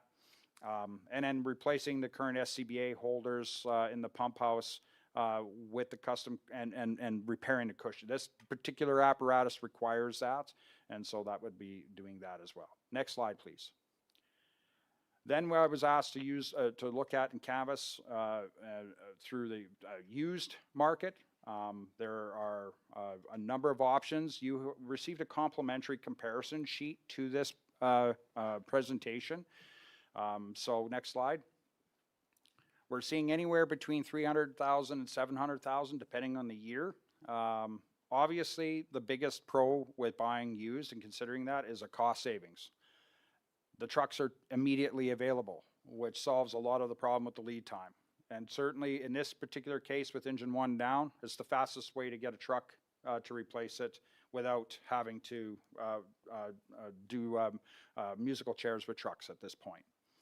There are a variety and options out there. Unit depreciation has already occurred. There is a known performance history that comes with them, although depending on where we're buying from, it would depend on, you know, what it is. But any selection of a used truck would be going right back to the fire department that it served before we would be considering purchase, and to achieve the previous department maintenance logs on the unit. The cons, higher maintenance and operating costs, but we are already fielding those already now. There's a reduced lifespan, meaning that we would be coming back to council sooner, you know, down the road than obviously 20 years. There's potential for hidden issues that neither the originating department or us would know. And of course, we're looking at the standard, we're purchasing the standard of the day. There is a lack of shop familiarity. And so the shop would have to get up to speed right away on a new, on a used, but they would have to do that anyways on the new as well. But there is training burden, meaning that we'll get that apparatus and it's all on us to train, but we will do that anyways. So those are types of things. Next slide, please. So we did a comparison. These we're presenting this in order of pump hours and mileage. That's basically the two biggest considerations that we know that you guys, you know, who are not necessarily all fire apparatus techs, that's what we're looking at. So go ahead, next slide. So everything we're recommending is highlighted in yellow. We have a variety. I will start with the middle one. The middle one is based on a truck that we already have in our service. This is a year newer. First off, it starts in at approximately half, which is currently budgeted. It has 48,000 kilometers, which is about 20,000 less than what we have in our, you know, on average in our fleet. It seats 4. It has low pump hours, 1,652. That's quite a bit lower than what we currently have on average, which is over 2,500 on average in terms of pump hours. Because we put a newer pump, we replaced and rebuilt the pump in engine 1, it has about 750 hours on it currently right now, just as a comparison. But Rescue 2 right beside it is over 2,700. It's actually, it's probably about 2,900.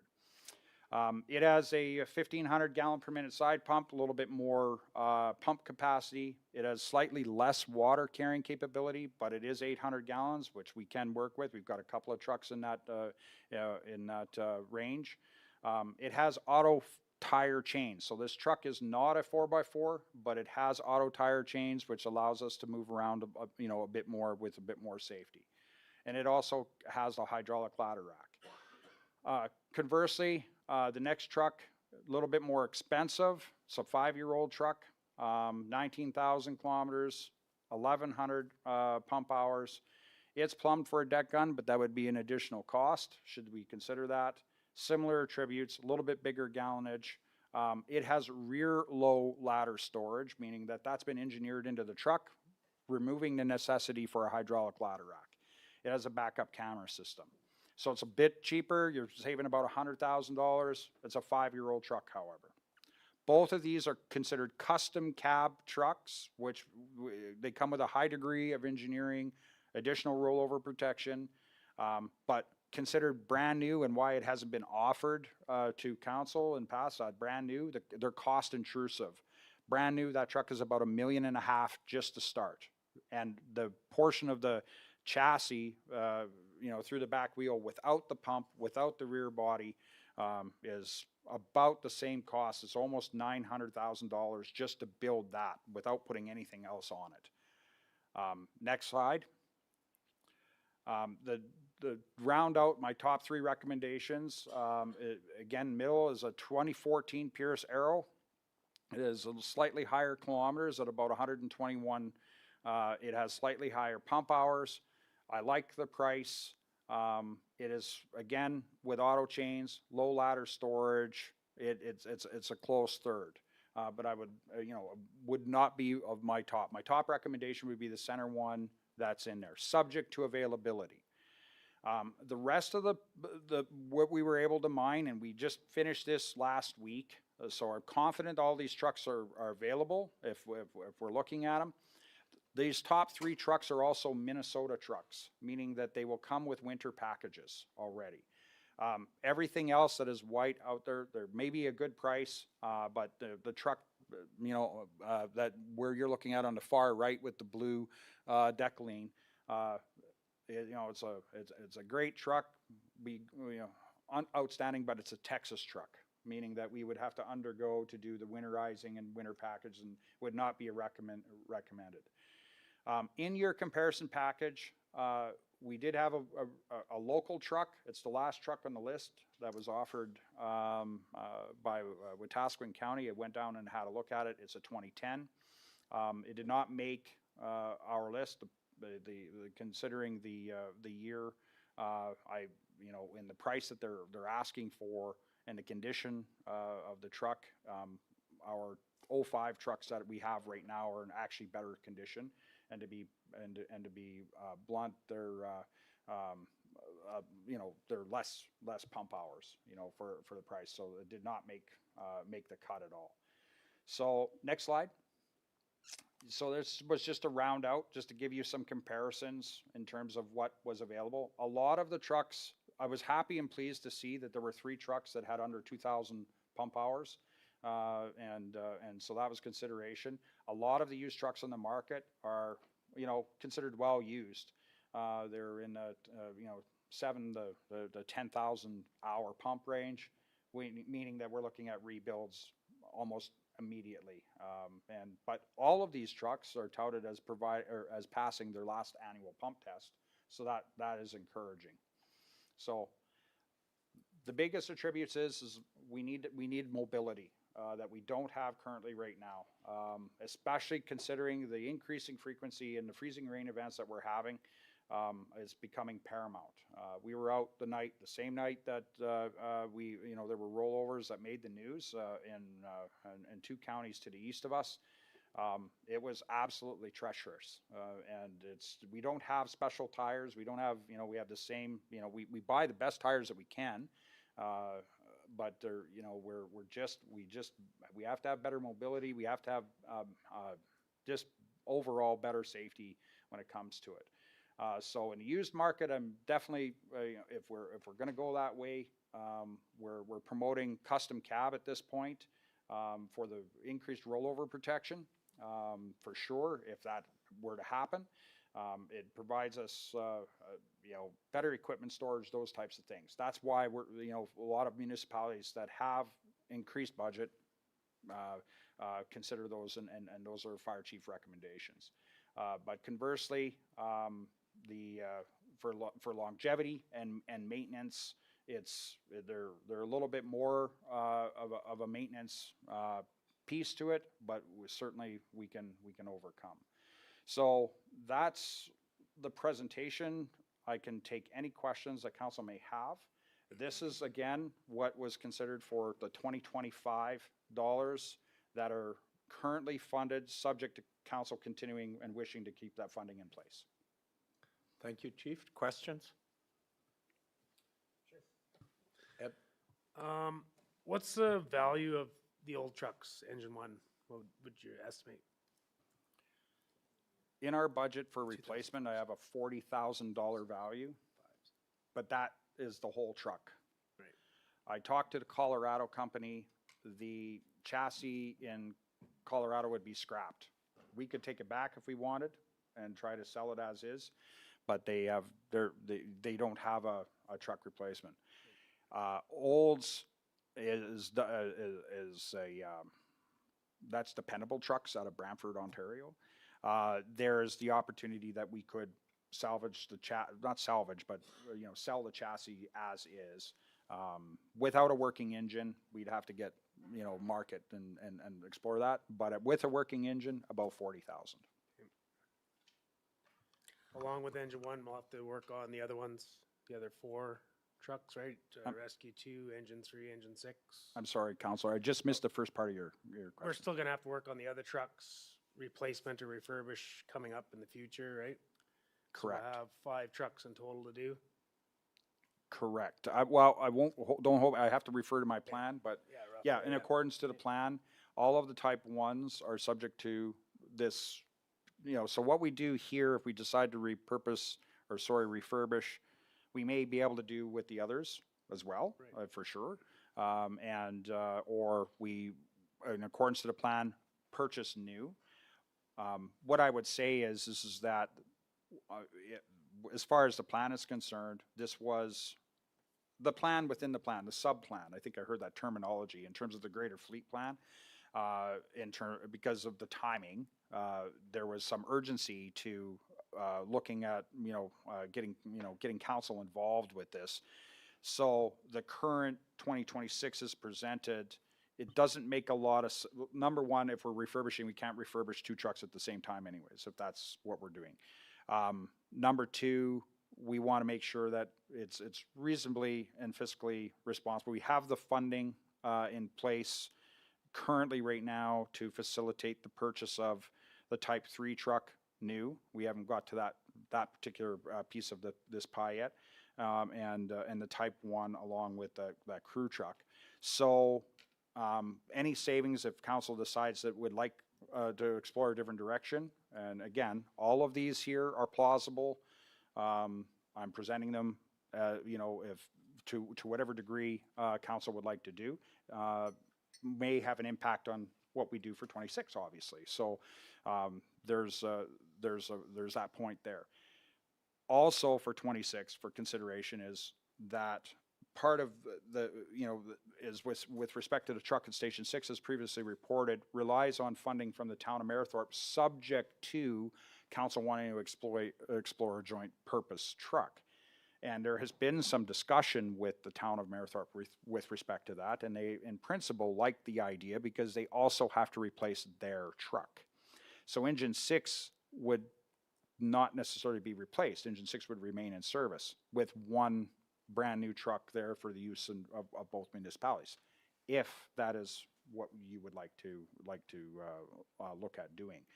So to sum it up with respect to the intent here, I think that there's some, what I'm looking for is a decision on the 2025 piece from council, and I'll bring back whatever information to help you continue to facilitate your decision process there. Because we have a finance vehicle in place and approved currently and dollars sitting. That funding piece has been discussed, and it's for you to determine whether you want to proceed. The 26, I would say that we have time now to really explore, A, are you good with the plan? B, do you want to look at it from a standpoint of view of changing the plan, and we need the time, in order to do that for the heavy apparatus. So. Carly? Yeah, just a couple things. Just one on housekeeping. I just want to remind everybody to talk close to your mics. I guess people can't hear. Okay. Okay, so when you're speaking, and when you're done speaking, make sure you turn your mic off. Couple things, Randy, on the fire trucks down in the States. I just want making sure that you factored in U.S. exchange, and I'm not sure brokerage fees, that sort of thing, and those costs. Yes. Okay. That's a great question. Any tariff? Yeah, any tariff? So, so far, and this we know can change, the geopolitical climate can change at a drop of a hat, but so far, there's an exclusion for fire trucks on tariffs between the two countries. That was brokered in April of last year and maintains right now that I'm aware of. That the prices of Canadian dollars are as of the exchange rates 2 weeks ago. So there would be minor consideration there. Brokerage fees are not considered in that particular cost because it was undetermined at this point. But we would bring back once we make a selection. If council says buy used, then we'll bring that back so that you're aware. Okay, did you have more? I just want to add that, I mean, council is aware we did a borrowing bylaw in 2025 to borrow up to $1.8 million. The way the borrowing bylaw is written, it's fine. It's for the purchase of fire apparatuses. So we changed the scope of what we're buying. That's completely fine to do.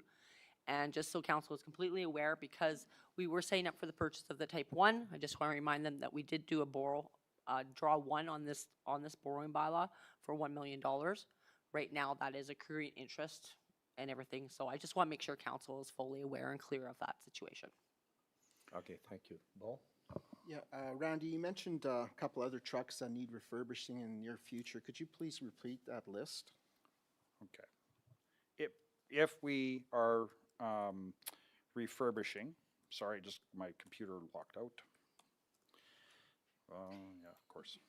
2 seconds. Sorry, council. Good, I'm not the only one who has IT issues.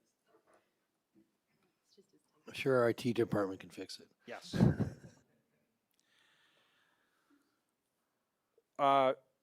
Globally, if we facilitate the entire plan from 2025 to 2029, and we decide we would be refurbishing apparatus, we would be considering a refurbishment on Engine 6, refurbishment on Rescue 2. Those are the 3 type 1s. Proposed in the plan, we would be replacing existing type 1s, so Engine 3, Engine 5, and Engine 4 is not part of this equation because it's a newer truck. So we would be replacing those with the type 3 apparatus, which I wanted to present to you here. That would be a new, that it's currently right now proposed as a new purchase due to the functionality that we're looking at. So does that answer your question, Councillor? That is all that right now that I'm proposing would be a refurbishment. Question for you, Randy. Oh, Andy, do you want to go first? Go. How many different places have you looked? You just general internet searches and you just found different counties that are selling them? No, we looked at 4 different reputable used apparatus manufacturers. All of them are in the U.S., unfortunately. There is not a used manufacturer, like a used brokerage house in Canada. They're accessed, so some Canadian manufacturers do access them, but there were 4 that we used. Do you have the names of them off the top of your head? Brindley Mountain. Sorry, you have to just remind me, Brent. Foots Fire. I'm sorry.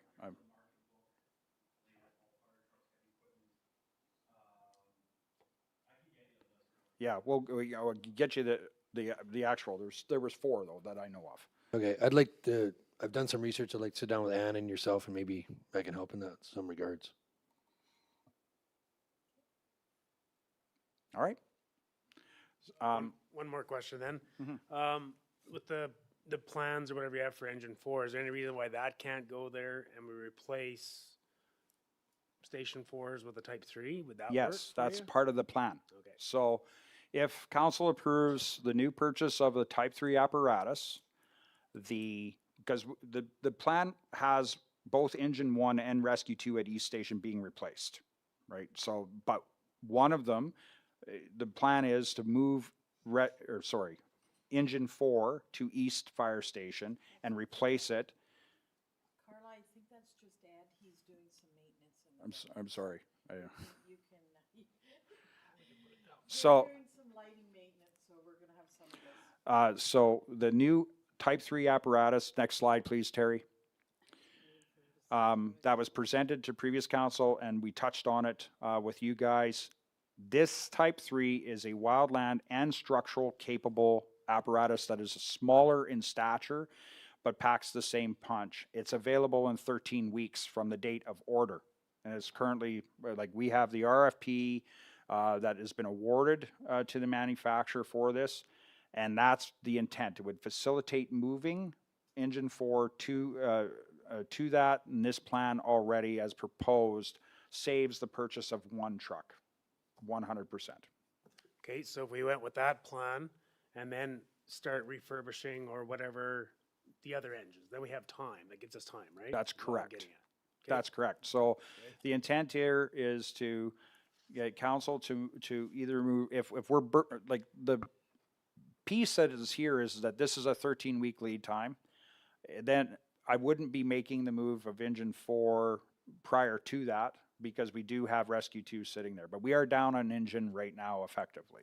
So this allows us to get this truck in, move it to Station 4, and then move Engine 4 over to East. That allows us the time then, for sure. And that was built into this plan. That was part of our original plan anyways, because what it would do is it would allow, we were planning on moving Engine 1, subject to approval of that plan, into parts availability for Rescue 2 and Engine 6.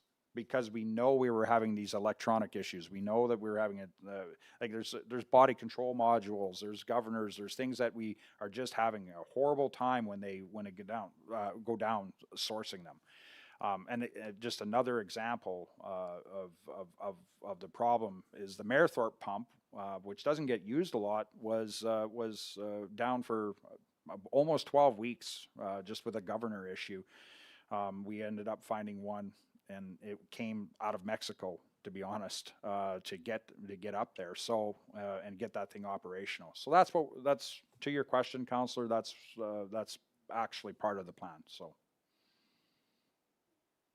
okay, next slide. Sorry, I did because I did. Jill? Oh, sorry, Jill. I actually have two questions.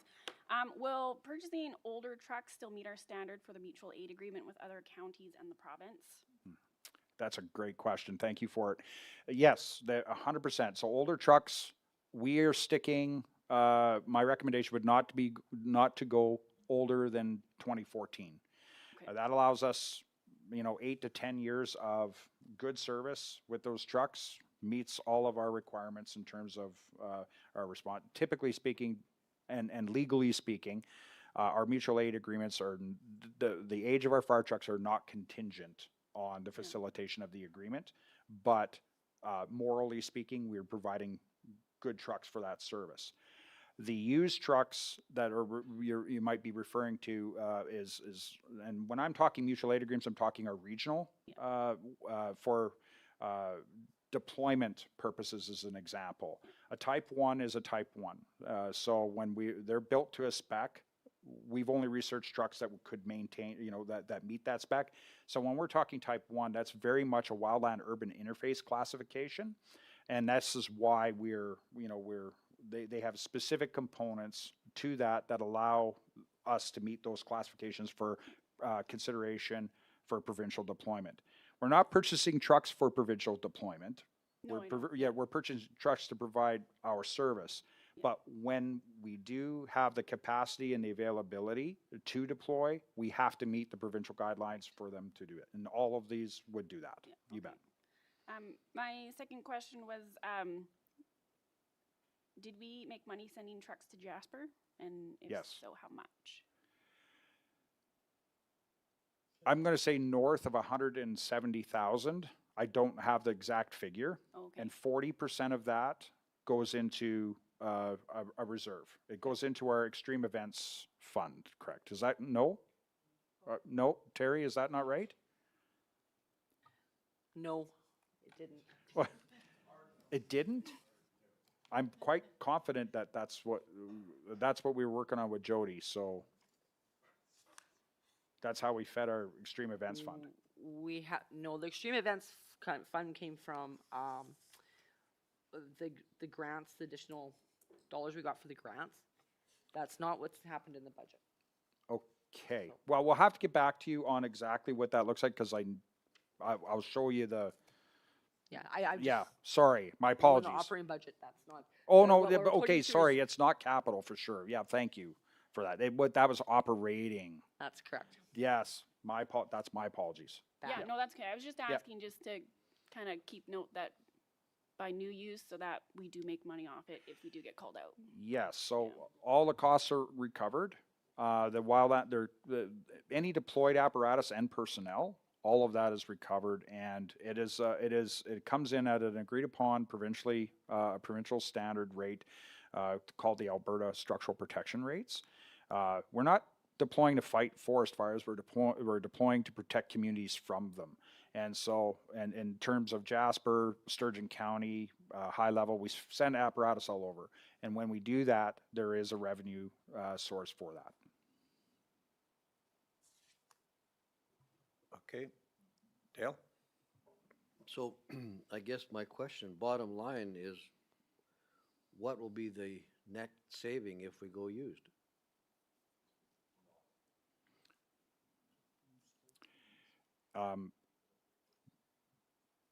Based on the bottom line value, our net saving in terms of, I can only address cost. Okay, I'm talking the budget amounts. The budget amounts, depending on the selection of the apparatus that I come back with, we're saving $400,000 off the top Okay. with the type 1. We have not sourced anything on the type 3. Yes. We're Okay. recommending new there. Thank you. Ann, did you? No. Yeah, Ann? Thank you. Through the chair, just not to sound like a broken record, but I do think it'd be really helpful for this council to see the fire plan. And as Chief has mentioned, here's where we are now, and let's figure out as a council, service delivery wise, where we want to go forward. So it goes back to the road plan too, so that you guys can make, these decisions were made in the past on the old fire plan. So I will make sure that that comes forward for council's review. Thanks. Okay, I appreciate that, Ann. You're reading my mind, because that's exactly, I was going to relate it back to the road plan as well, that it's so difficult for us to make decisions when we don't know what's coming in the future. And then all of a sudden we get hammered with this and this and this. Let's have a long-term plan that you present to us, and then we can make an informed decision on how we move ahead this next year. I completely concur. And you're not getting any argument from me in that respect at all. I am, and we're constantly working on said plan. I just want to caution council that we've been sitting on a decision for quite some time here, and the time is of the essence to make a decision with respect. We are now down another engine, right? So right now our service delivery is being impacted actively, and wildland season is coming. So in order for me to provide assurance of service delivery with the equipment we have, if I have to move, Engine 4 as an example, prematurely, we're leaving, Division 4 without a functioning structural fire engine in order to do that.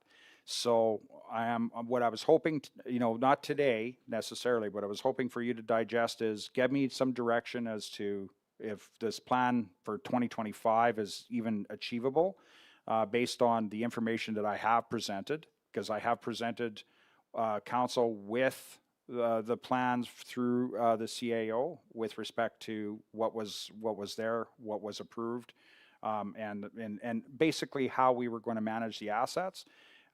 And if you need more information, I just need to know specifically what is it that you need, and then I can provide it so that we can move forward with at least the immediate stuff. That's my recommendation. I'll leave it to council to provide direction. I do believe we've asked you, bring us back your long-term plan, and then we can make a decision on this. But it's really difficult for us to give you a piecemeal decision right now. So I think that's asking council to make decisions before we have that plan in place. So the sooner you get us that plan, the quicker we'll make a decision. Does that make sense, council? Yeah.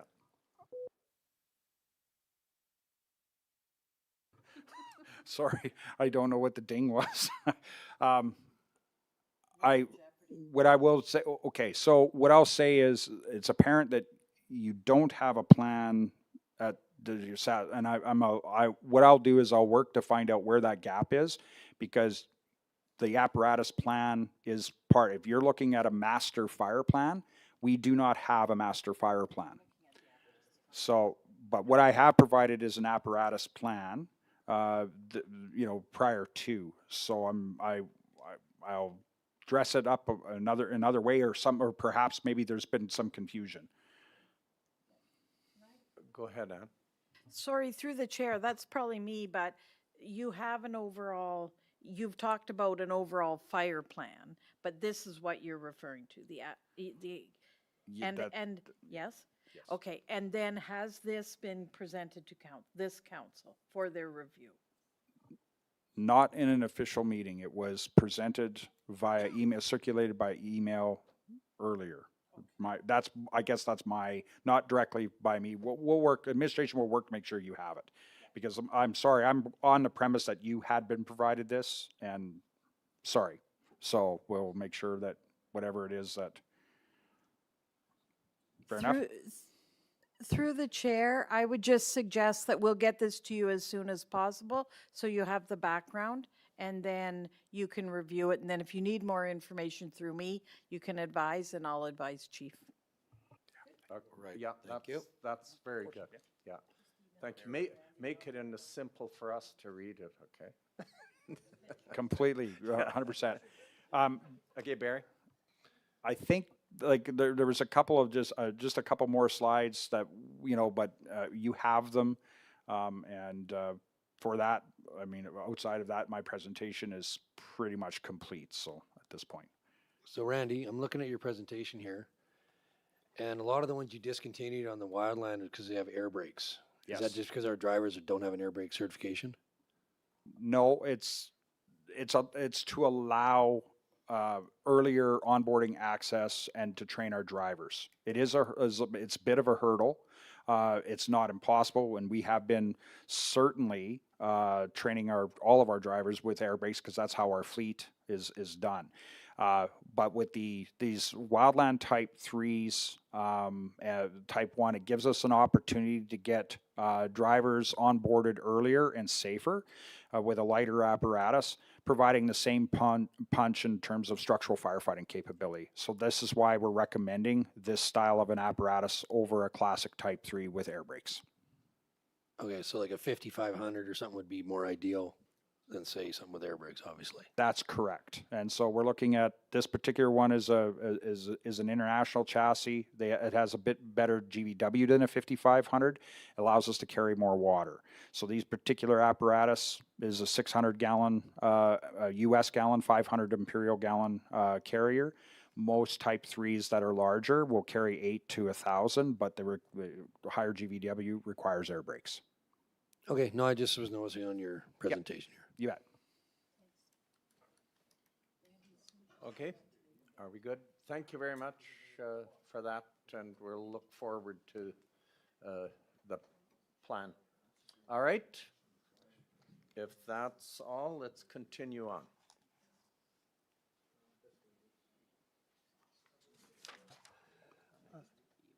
Sorry, Randy, there's still 2 more items at a couple requests.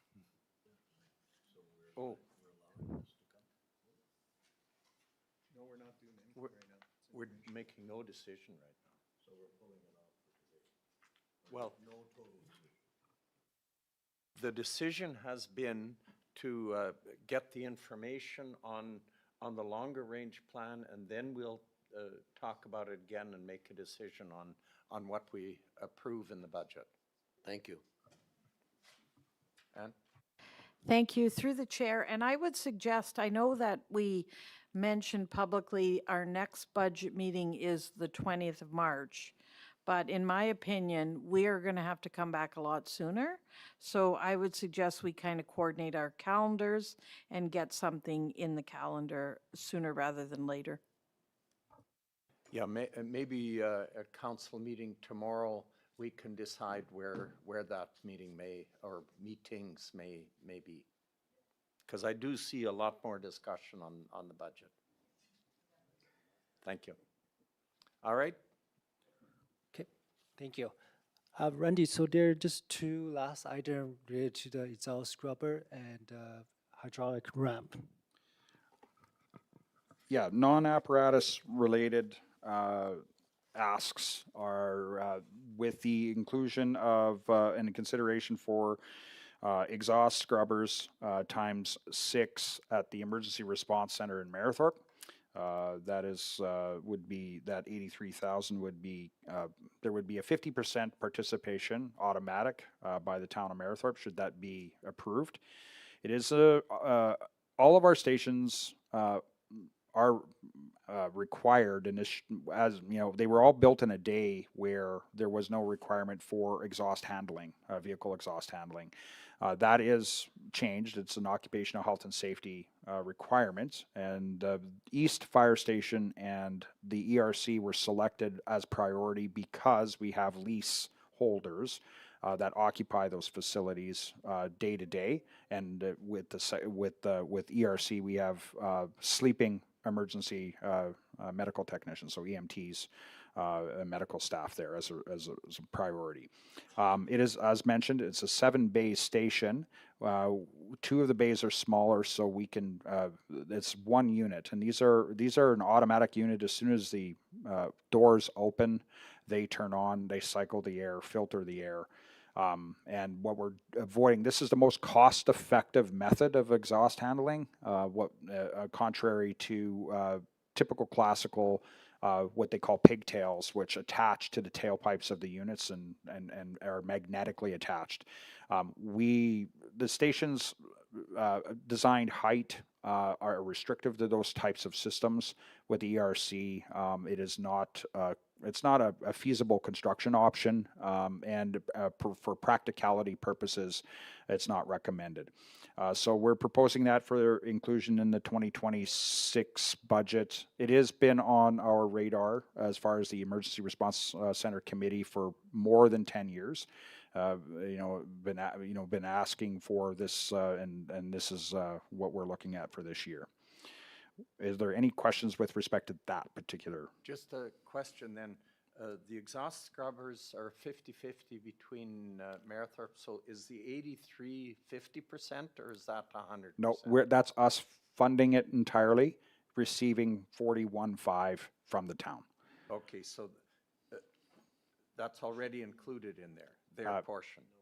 It No, isn't. 83 is the total cost. Half It's of that we total get cost, back. So we should get some recovery. Correct. All right, good.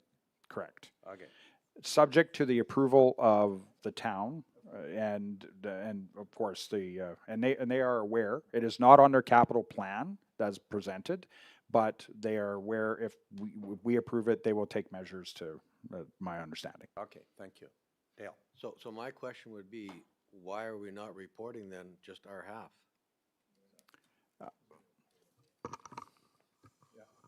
We have to report the full cost of the asset. It's how it's funded, it's split up. So when we record our capital asset into our system, because this becomes a part of our asset, we have to record that full value. So how it's funded, maybe 50% by the county and 50% by the town, we still have to record that full dollar. So if the town decides no, and we've approved the full project, we pay. Then we'd have to bring that back to county council for a determination on how to find the funding for it. Okay. Doesn't make sense. I know why he's baffled, because it's showing 83,000 is being allocated to it already, which 50% could be, or technically should be, funded by Marathorpe. Then you're saying if they don't fund it, we have to come back to council to approve it again. Is that what you're seeing, Dale? Same thing I am? Okay, let me see if I can explain this. So we have to show it. This is a listing right here of the full value, capital asset value of $83,000. Funding is a separate item. per se, on how to fund it. Where the revenue's coming. We have to show the full value. So right now in the revenue, what we would do is we'd say 50% funded by the county, 50% funded by the town, okay? So let's say we go to the town and they say, no, we're not gonna fund this item. Then we'd have to bring back to council and say how we're gonna find that additional 50%. Does that make sense? But this has to show, this particular page where we're saying the $83,000, we have to show the full value of that asset in here, because it is the full cost. So do we show the other 40, 41.5 or whatever somewhere else down the line? We will show it, yeah, so. It is in Yeah, this budget? we have to adjust it. We actually, I think right now we're showing it fully funded by the county in here. That's, I think, And our we will problem. adjust that accordingly, finance. So then that leads to my second question. So that $40,000, 40, whatever it is somewheres in the 2026 capital funding and financing sources? Yeah, so right now, currently, we're showing that fully funded under the CCBF grant. Yep.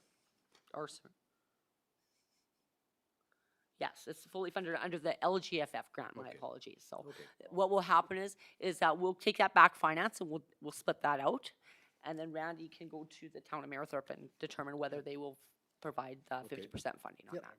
Thanks for the clarification. That helps. Okay, Randy? Just, Chair, through to Councillor Johnson, for the same reasons we have to consider this, the town of Marathorpe has to consider it as well. There would be a strong, unlikely situation where they would say no. It would, at this point, because their staff are also in the building, i.e. the same group of firefighters. So I do not believe that this is an issue, but we have an ERC committee.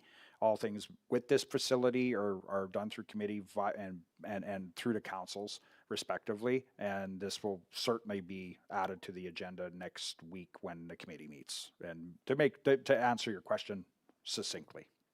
Yeah, no, that's good, thank you. But in good governance and making sure we're doing the best for our ratepayers, those questions need to be asked. Okay, and the hydraulic ram? Yes. So council may or may not be aware, last spring, Station 4 experienced a break-in where we lost an entire set of Jaws of Life. It was all insured. The cost of a new piece of equipment to replace what was there was in the neighborhood of $32,000 just for a single combination tool. The station captain requested an addition of a hydraulic ram, which is also battery powered. It's the one piece that unfortunately a combination tool can't really provide in crash situations. So we've added it to the budget for consideration to round out that station's ability to do initial spreading as needed in large spaces in rollovers and front end crashes. And the consideration is just timely within the region when they get there. The service exists, as I reported in our orientation. We're privileged and proud to be able to have full sets of full sets of Jaws of Life in 5 of the 7 stations. And this would round out this station's ability to do that, and so thus the request for this year for inclusion. Quick question? Questions?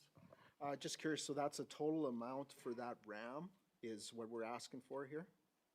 That is absolutely correct, Counselor. It is the total amount for that one piece of yeah. A total set, just for information, is right around 82 to 85,000 for all of the tools required. Okay, so it has nothing to do with the insurance portion of it? No, the insurance portion was paid out 100%. This was because the previous set didn't have a RAM. So the combination tool that was purchased replaced separate cutters and separate spreaders into one tool. And the previous set didn't have a RAM. And this just allows them to be able to do 2 operations at once, because you can only do 1 operation with 1 tool. Thank you. No further questions? Okay, thank you very much. Oh, Carly. Okay, so just finance here, looking for just some clarification or just some confirmation. So, on the command vehicle for the chief, do you want, Randy, to bring that back as a part of the whole plan, or is that something we want to move forward with, to have in the budget? In the plan? Yes, part of the whole plan for sure. Okay. I would say. So the plan will be, coming back in the plan will be the fire command vehicle, type 1, type 3, and wildland 2. And then we'll leave in for right now the exhaust scrubbers and the RAM, correct?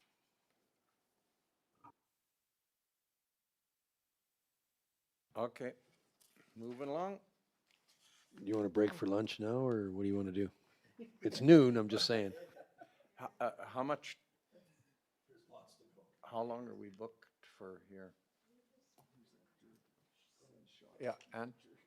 Thank you. Through the chair, just a reminder that there's a few of us that have a 1 o'clock hard stop IDP meeting. Is it 1 o'clock? 3. Oh, never mind. Carry on.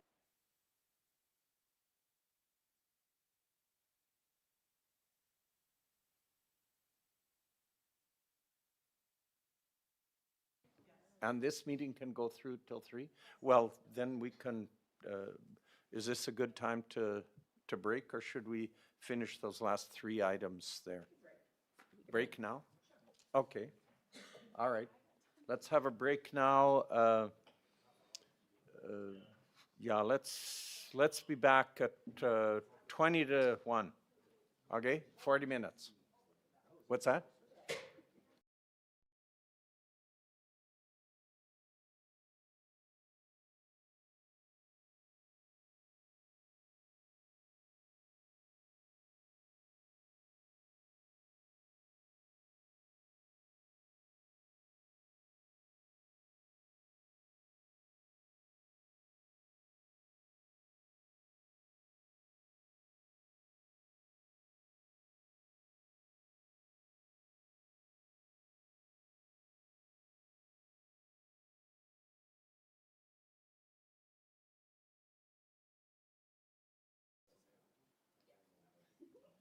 I will be watching them at the back. They're going to wave at me. Okay, welcome back to our afternoon session on our budget. So, Carly, it's yours, or Terry? Thank you. I hope everyone had a good lunch. So we're up to the next page 7, and we're going to utility service. Just have 2 projects, total 115,000. And I will let Brian to provide more detail to the council. Thank you, Terry. Through the chair, 2 items for the utility department. The truck is no longer in support of our service levels for the utility department. Its cost effectiveness because of maintenance is out of date. The mileage is 365,000, so it's on its last leg. The other one, I've been told, without joking, it's a 1944 edition when Lac St. Anne County was established as an MD, and is our original trailer from back when. So it has to be replaced. And so that one will be retired with the approval of the budget. And it's used in our transfer stations, transferring things like environmental waste and paint and that as well too. And so we're recommending a covered trailer to keep that out of people's eyes and sight. And it'll be replacing, like I said, the oldest trailer on the fleet. Okay, Barry? 2018 GMC for 100,000. Is this truck gold plated, or is there something I'm missing? No, it's a brand new vehicle. That was just a typo. That's saying we're replacing a 2018 Okay, vehicle. well that, you might So want to fix that. we're putting a typo, 'cause I was 2026 like, vehicle. holy It's crap. it's brand new. So yes, And it's just a standard 4-wheel drive. it has some options for Don's application for his work, but it's a standard. Yeah, I can respond to that, Barry. It is a well-used truck and trailer that probably does the most miles running back and forth between the transfer stations, because it's always connected to this truck. The idea is to get a 2025 or 2026 truck.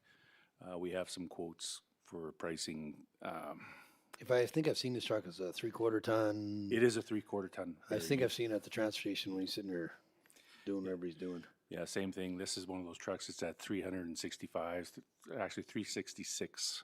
It was the last time it came in for service. It is tiring down hard. This we're is a start- diesel you're looking at? This is a gas. This is a gas pod. A gas for 100,000? This is a quote I think I have is actually 59,000, so we'll have to correct that. Okay, like, that's a serious typo, guys. That's not just a little oops. Yeah, I think it's, yeah. We got a have to- 2018 wrong year and we got the wrong price for, you could buy a diesel for that. Yes. So we're back to gas at 59,000 for 2025.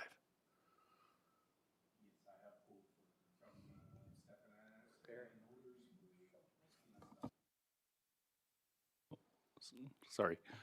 Yeah, I have a quote from Stefani Motors in Barhead for 59,100. Okay, thank you. Thanks for that, Barry. That definitely, we got to do a bit better job of our numbers, and it makes it tougher on us when we take them at face value, and they're clearly not right. Thanks, Barry. Okay, Dale? Nope, that was a question I was asking about the truck. Okay. Thank you. Thank you. So the next one is the county peace office vehicle currently in talks with town of Marythorpe. There was a use, maybe I will need Greg on this, but they are in negotiation on the fleet, but I don't know the detail. I'll have Greg to explain that. Thank you, Mr. Chair. Thank you, Terry. So yeah, this is Mayor Thorpe CPO vehicle. It is a car.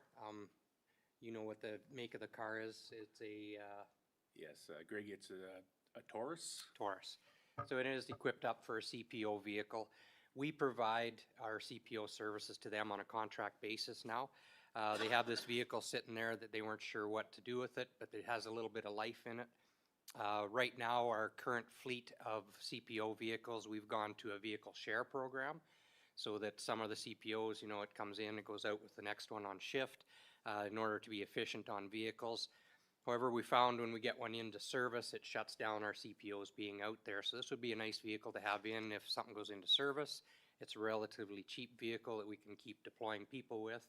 Or we can deploy extra CPOs on, you know, long weekends in the summer, things like that. So it's of good value.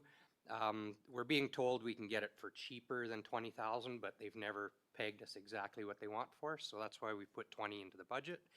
But we would like to obtain that because it is fully equipped for our services. We would just have to provide our decals to it, and it would be in good use. Okay, thank you, Greg. Further questions there? And the other one, the other 20,000? Or is that, oh, that's a total. That's a total, sorry. Yeah, good, thank you for that. Thank you. So now we move into the last piece. So this is related to our accounting software, our enterprise resource software.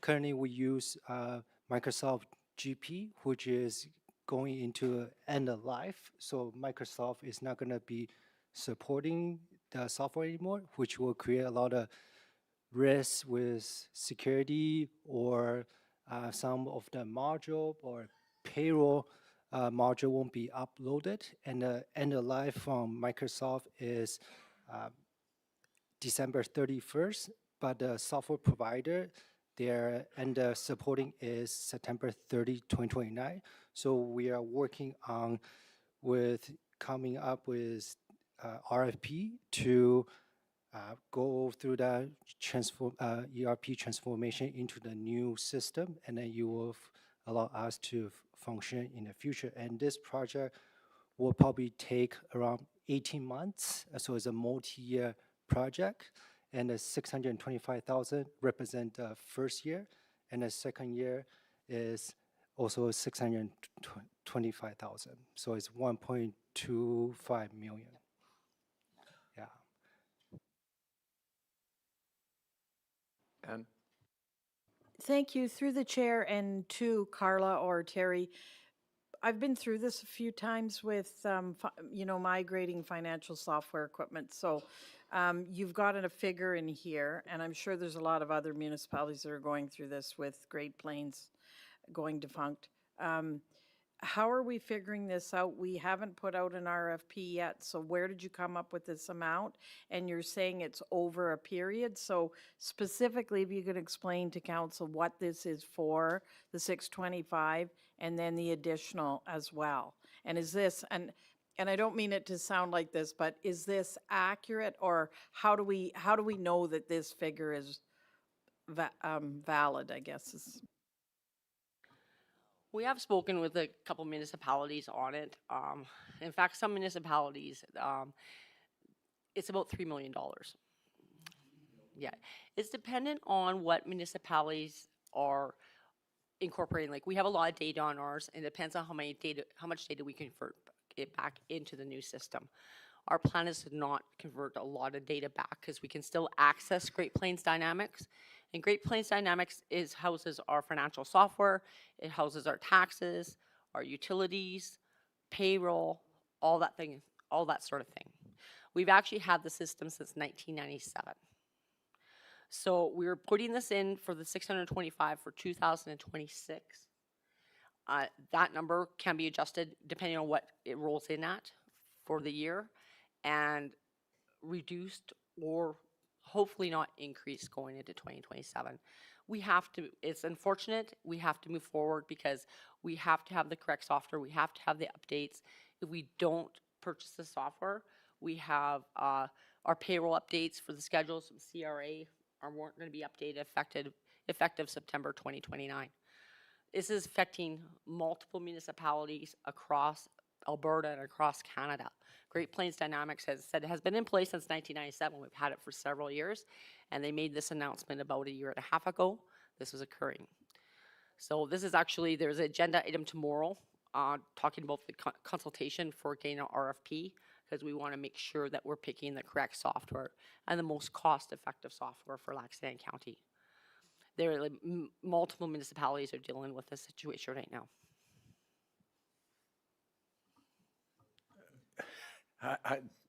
I'm just flabbergasted here. I mean, I know this sort of stuff is expensive, but this just seems milking the system because it's taxpayer money. Not you guys, but what's going on. And I'm sure we need to have something in the budget, but I do think it needs a heck of a lot more work to find out what's available. Yeah, and I think we're hoping to, providing council approves or go ahead on the 2025 carrier for a project tomorrow for the for finding getting the RFP in. We'll have hopefully a firmer number pulling into January. But for right now, it will definitely cost a minimum $625,000. I will say that. That I do not doubt. Thank you. Through the chair, I think it talks to our larger problem, and through strategic planning, I've been talking about this with council, and certainly council's aware of it, is that we seem to have all these systems that are not talking to each other, and we know that. And we need to actually look at it holistically. And I really think we have to be very careful before we buy into a new plan. And I think we have to have a strategy going forward.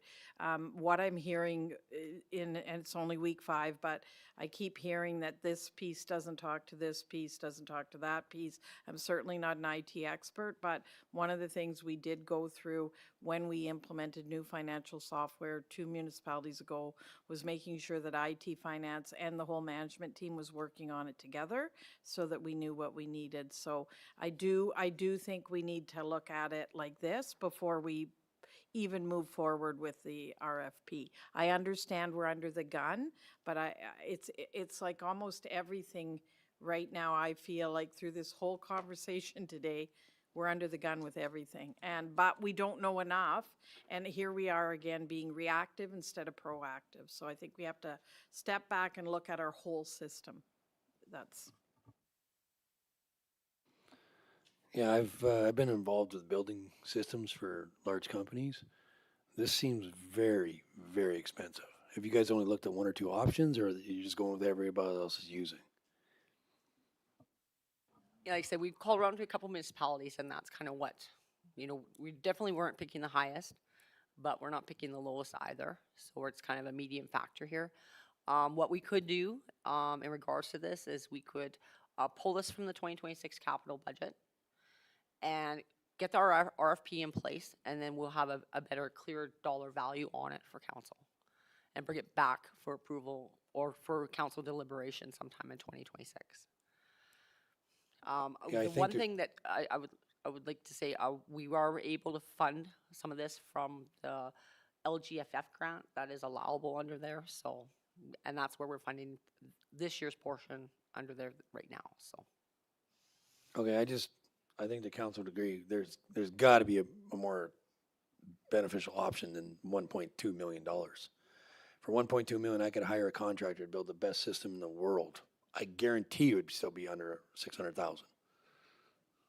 yeah, and I think part of it is I think the software itself, I think we can probably relatively get it for around $500,000, $400,000 to $500,000. It's the conversion of the data and the historical data that we would need to take a look at converting in. The more we convert onto the system, the higher that cost will be. So administration would have to take a look, okay, how much is essential for us to have on the system for historical inquiries, on tax rolls, payroll, general ledger, that sort of thing. And we'd be very careful of that. I mean, I'm a ratepayer in Lac-Saint County too. It's hard to take. I mean, lots of municipalities are going through this situation right now, right? It's a lot of dollars to spend on something on software, especially when we have so many other important items throughout for our infrastructure and asset needs that we need to be looking at for planning. So. Okay, thank you. Dale? So, and to further what I believe Ann was heading down the road with, you know, is it gonna save time? Is it gonna reduce audit risk? Is it gonna help asset management and tracking? What's it gonna do if next year it's more than 625,000, right? So when you gotta look at those things, and also too, like in the rollout, you know, at the council level, we don't know when it's really truly gonna be rolled out totally. So you put all that together, I think we need to, first of all, take a good look at what we're asking administration to do to make sure that that accomplishes what we ask it. So I had a whole bunch of writing about, I think everybody summed up a lot of the points that were already down here that I had, so that's my take. Thank you, Dale. Any further questions on that? So, I don't know, work with Ann on coming back with something. I totally understand that there has to be some money in it, and it's going to be tough for us to say what that actual number is, but I think without a question, a lot of work has to be done before we come up with final numbers. Yeah. Absolutely agree, and I think a part of that, like the agenda item coming to council tomorrow on the RFP, and then we're going to be able to have a lot better decisions on what that cost will be. Good, thank you. Okay, moving along. Okay, so that's all the capital asset projects requests, and we're gonna go to the next page. We're gonna explain the funding and the financing, where all the money is gonna be fund those projects.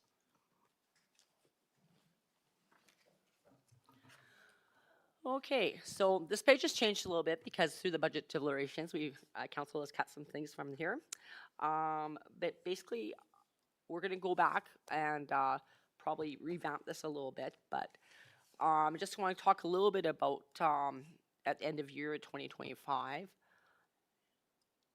and with regards to the 26 projects. So basically on the CCBF grant, which is housing the bridge funding and the cost to us for the shoulder poles. So when we do a shoulder pole and we're doing it on our own sources, our sources are a contributed asset. Sometimes we need to buy materials, sometimes we need contractors, so we can fund a bit of that through the CCBF grant. So that's that. So everything in 2026 right now, with including the carryover that occurred in 2025, we have spent all dollars available in CCBF right now. Okay, now, as mentioned earlier, we have made applications through bridge programming through the STIP program. So if we get funding for 75% of some of the bridges that are proposed in 2026, this will release some of the dollars from CCBF. We do it as a protection to make sure we can fund them, to make sure we can go forward with them. So, and we will bring that back to council. On the LGFF grant right now, we've gone through and funded some items such as the utility truck, the ERC scrubbers at full 83,000. Of course, if Town of Mayerthorpe is going to contribute 50%, that will reduce by half. We do have the financial software right now, which we can remove. And then, of course, the graders and a portion of the emergency bridge replacement. So right now, taking that software purchase out, we have an uncommitted available funding of $1.1 million on our LGFF grant, which is good. So I want to make sure council is aware, though, that on the LGFF grant, and this is something that maybe can be discussed at RMA, that they've changed it so that they will not release any dollars until we've submitted enough projects. So MSI was a lot better where if you put 50%, at least 50% of the projects, they would release some dollars for that. But so maybe that's something that can be discussed at RMA. So we kind of go through, that's kind of the grants. We have, of course, the debenture is going to be reduced right now.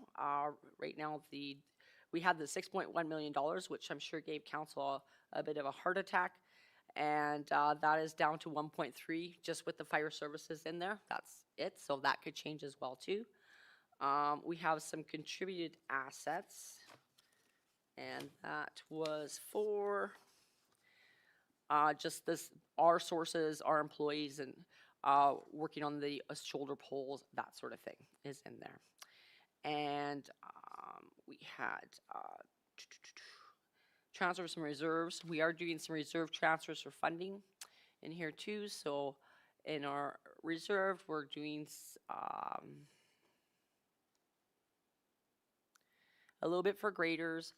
We have the planer in there, and coming from the equipment fleet fund is coming from there, and the CPO vehicle is coming from the enforcement fund. Apologize, I should be a little bit more organized here. So we're not affecting the reserves a whole awful lot. And then we have some external contributions that's directly related to the contribution from the Town of Mayerthorpe for the purchase of the Type 1 engine. So this will have to be reworked right now. This isn't very accurate, because there's been some adjustments to the budget. So we're still really typically kind of in pretty good shape with what we have, what we're taking from reserves for 2026 budget, along with the grants as well too. So we have some open availability in the LGFF grant, especially if we take out the ERP software. But I would recommend if we have the ERP software that we do put some sort of a placeholder in there just to ensure that we have the dollars, because I'm sure council doesn't want to go into any debt for that type of thing. So Carla, will there be an updated screen for us? Absolutely, we'll update it for you. Not today though, but we will update it for you and make sure we get that out to council for the next budget meeting. So.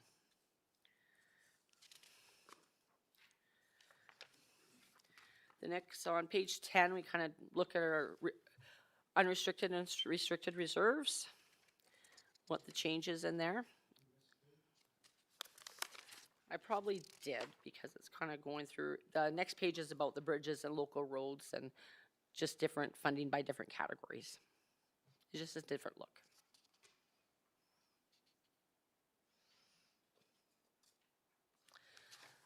The next is our reserve page on page 10. So that just kind of showing what our future commitments are, and what our 2026 budget is looking at, and closing balances. So we're looking at a bit of an increase in our final reserves, which is good.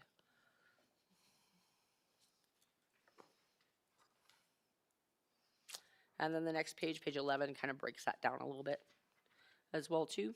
Do the administration fund rate, tax rate stabilization, which is a very good thing to have, especially going forward with the budgets, and which is a great thing with the budgets being approved prior to December 31st.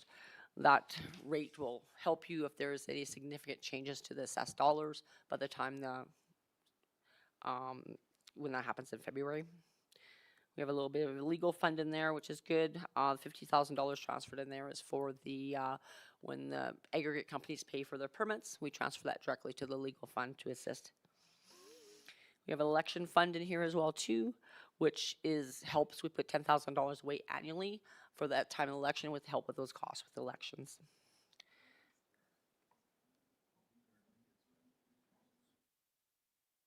Thank you. What's the total cost of running an election, roughly? I know it changed because we used to use voting machines and now we have to count manually, but do you have an idea, Carla? I think around $80,000. Is that word that at $80,000 to $100,000? Okay, so 10,000 a year, we could look at maybe raising it a bit to 20, and then it would meet the needs every 4 years. Thank you. Given the fact that there may be changes in legislation and we may go back to voting machines.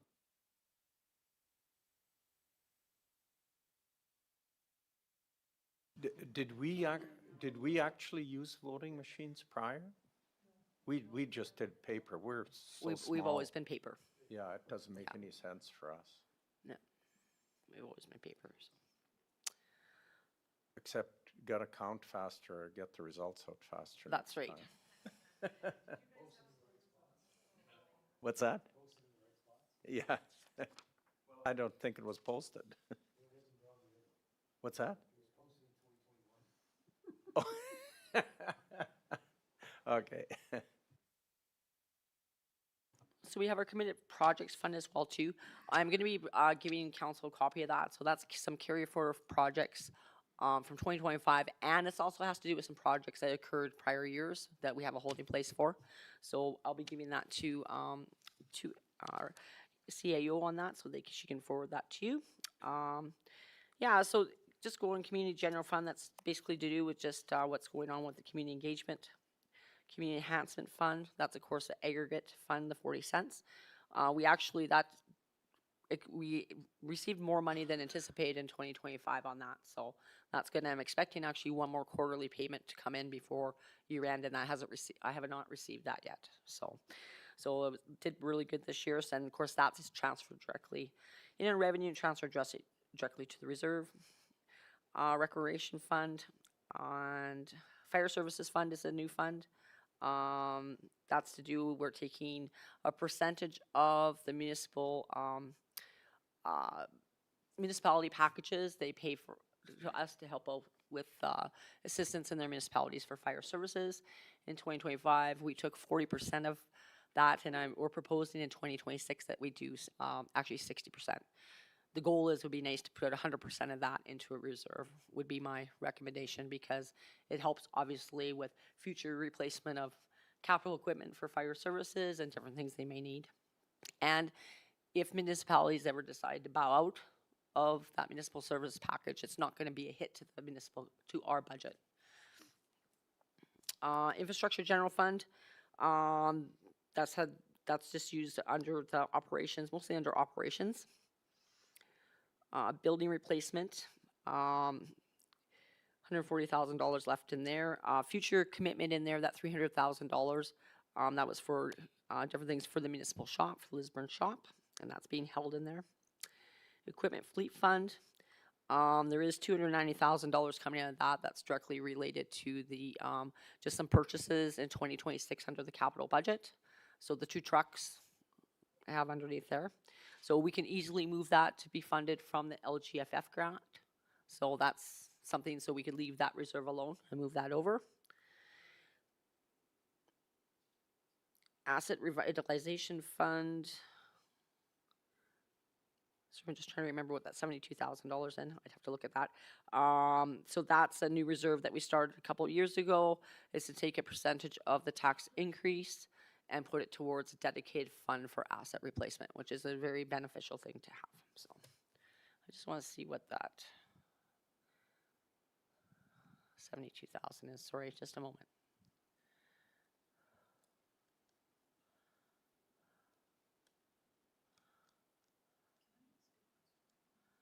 Okay. Thanks. Through the chair, just for my information and maybe council's too, I wanted to go back a few pages. So you have here, Carla, that the LGFF is 2.1 million, right? And that's we're paying 20% of our capital project with that, correct? But what is the total amount of LGFF the county gets? The total LGF that we'll be getting in 2025, we got $2,080,000, and in 2025, we're getting $2,051,000. So it's down about $30,000 from 2025 to 2026. Why? Do we know why? We I don't have know no why. idea why. Oh, okay. Yeah, And it then, was what would they know? and sorry, my other question, same question with the CCBF. So you've got, so we're using all of it for capital for both of those funds? Yeah, so the CCBF is, we're using it for, bridges and shoulder poles. So we're estimating what the CCBF, in 2025, we got $736,000. They haven't done a formal announcement on the 2026 funding, but we're anticipating $736,000 again, so. Okay, but sorry, because this page 8 says CCBF, the amount of CCBF we're using is 1,080,000. But you're saying we only get 7. Is there some carry for? There is carry forward. Okay, thanks. Yes, absolutely. So we had some projects that occurred in 2025 that didn't come to the full amount. For example, Spruce Lane Estates, it wasn't the full, we didn't maximize that budget. So we released some of those dollars from the CCBF fund.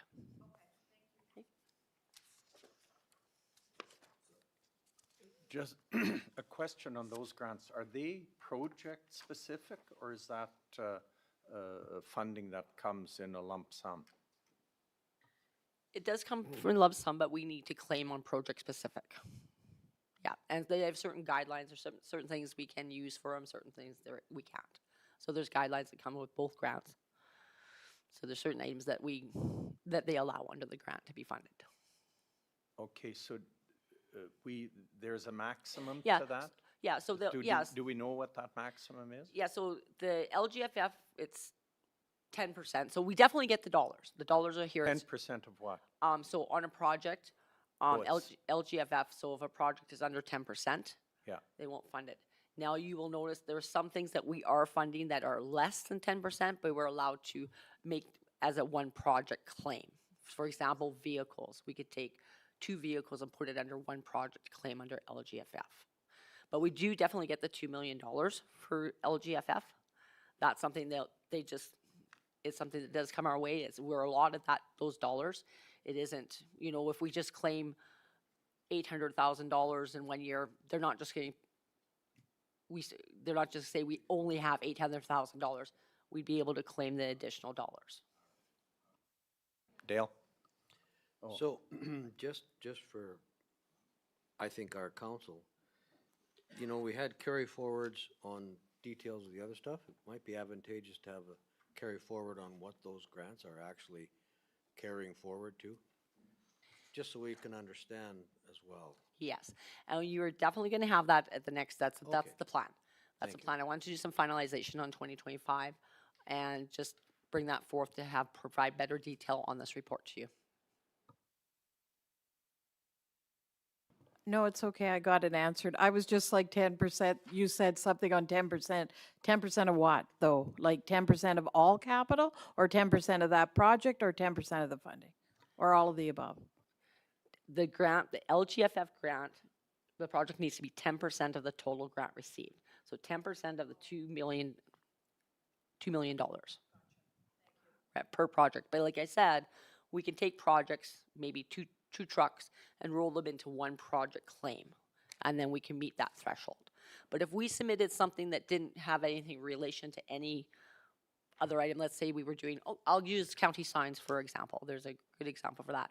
We were going to buy some county signs for $100,000 and submitted that as a solo project for LGFF, they would decline it. because it didn't meet, it'd have to be a little over $200,000 for the threshold. That helps. Okay, thank you. I'm glad you didn't know either, huh? No, that's good. Okay. Okay, so, and then the last one on the unrestricted is the Enforcement Replacement Fund. Again, that fund is created. There's two things of funding going into that fund. The number one thing is we're taking 60% of the municipal agreements package to put in here. Again, it'd be nice to get that to 100%. And number two, we're taking 30% of the traffic fine revenue and putting into this fund. So if I read this one right, we've got 257,000 this year that'll be going in there? Yes, that's correct. So we're going to have that many more fines, or why? No, remember it's the municipal packages as well too. So the municipalities that have signed Yeah, agreements so we've with got us. that many more municipalities No, we're signed up just, this year? I've increased it, so we were doing 40% of the full of that revenue that we get. And we're doing 40% in 2025. We've increased that in the budget to 60% of that going. All right. But yes, fines, we have increased the fine revenue a bit in there as well too. So that is factoring in as well, so. Okay, thank And you. we're actually taking, I believe, that $20,000 for that CPO vehicle at Marathon to be funded there. from this fund as well. Okay, good. Any further questions? No? Okay. Everybody followed me so far? I'm not confusing me. No, it's after lunch. We're just falling asleep. Well, finance is so much fun. So we got. Okay, the next page is our restricted reserves. And again, I just want to go back to council and say one thing that's very important. We do have an improved reserve policy, but in consideration of, everybody's new, so we want to bring that policy back to council, look at each of our reserves as an individual to make sure you guys are okay with the direction on it, whether, some things we do have things named as restricted. If you want to change that, if we wanted to add some different reserves, that will be brought back to council for consideration. So the first up is the Administration Building Fund. The budget, that's basically the interest earned on our lawsuit for the admin fund. We have the Campground Fund. We put quite a bit actually in 2025 in there, and we're planning another 31,000 in 2026 for campground revenue. So we take each campground, and then if they run a bit of a surplus, we put it right into a reserve fund to help with upgrades or anything for those campgrounds. West End Bus Committee Fund, that is something that is, it's restricted through the committee. We actually purchased that, the West End Bus last year. Cemetery Infrastructure Fund, that's perpetual care plots. Public Land Reserve, that's a very restricted reserve through the MGA. So only definitely specific things we can spend on that. We've got the Road Agreements Fund, which is a part of the, we have a bylaw on that, which we'll take to council for review. The Wastewater Tax Fund, this is the $20 tax, and then that goes out as a special tax for municipalities. This is helping funding some of the projects for the Darwell Lagoon Commission as well too, and operational values within. So, Lagoon Fund, that's the, we have disposal fees at each lagoon that truckers have, so that goes in and helps with operationals of some of our lagoons. Hamlet Sewer Fund, of course, we have that fund. We were hoping to build that to even greater as it goes in case of breakdowns in our sewer systems, that we have those funds available to repair. Same with the Sangado Water and Sewer Fund as well. There's $50,000 actually be taken out of there. I think part of that is for in Sangado, we have to do some flushing of the lines, the sewer lines. Solid Waste Fund, we have in there, and the Sangado Solid Waste Fund. So that's basically for the assistance. With waste trucks are very, very expensive. We purchased one last year. I can't remember off the top of my head, but it is quite a substantial amount of money. They're not, those type of vehicles aren't cheap. And we actually lost one in the fire last year as well too, so. Okay. Carter, it might not be part of this, but it's within that. Do we know in Sangado, for example, what it actually costs annually per lot for the maintenance of the water and sewer? What kind of administration's plan and proposal to county council in the 2026 year? We've actually have in the budget, $50,000 to do a study, a rate model study to make sure that what's the revenue we're receiving, the expenses that are going out are adequate and we can survive on that, or those utilities, because utilities are self-funding. They need to be self-funding. So that is actually in the proposed budget for 2026. We did, I think a few years ago, one was done, but I think we need a professional to kind of give us that direction and planning and make council allow for their decisions. The problem with some of our utilities, and maybe not necessarily just San Guido, but some of our hamlets, they're very small, right? And so it's hard for them to be sustained. And it's not fair for, let's say, for example, myself as a ratepayer outside of that area to pay for the utility system and someone else's. So I think that's going to be a part of a big review in 2026 to take a look at those numbers to make sure that council can determine that, okay? Yeah, I think that's great because we are entering into a different era with styles of subdivision and that sort of thing, and I think we need to take a hard look at some of those things, so thank you. Any further questions there? No? All right, continue on, please.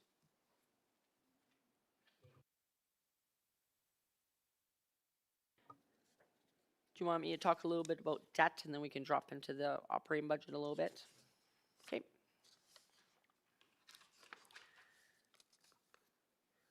So, again, this page is going to change a little bit depending, because this is based on the 2026 proposed budgets, which you guys done some cutting.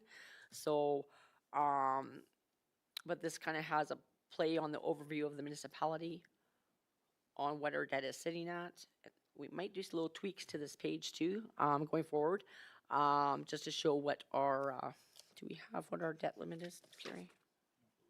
Okay, so I think for right now, if you don't mind, I really want to show what our debt limits are. I think going with council and council training, described that our debt limits were using about, I believe it was about 17% of our debt in here in debt servicing.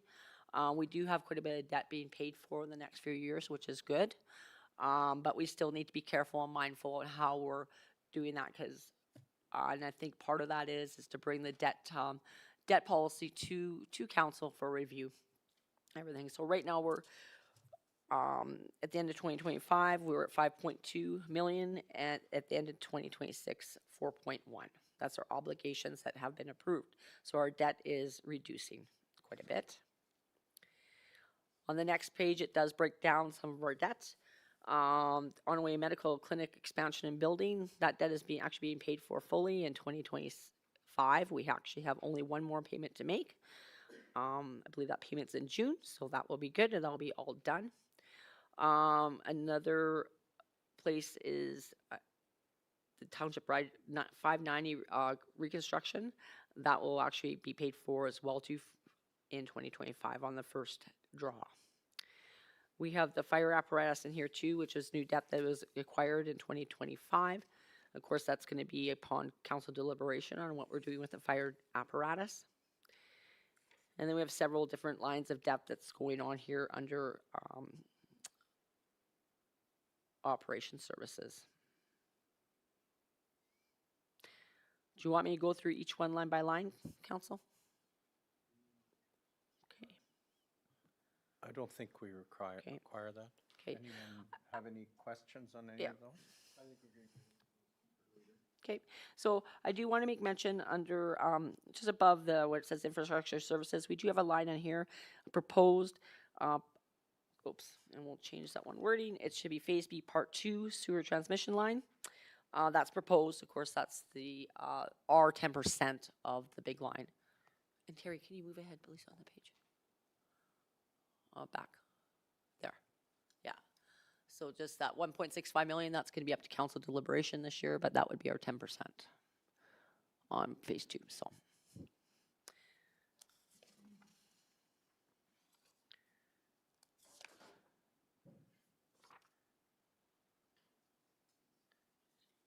you wanna?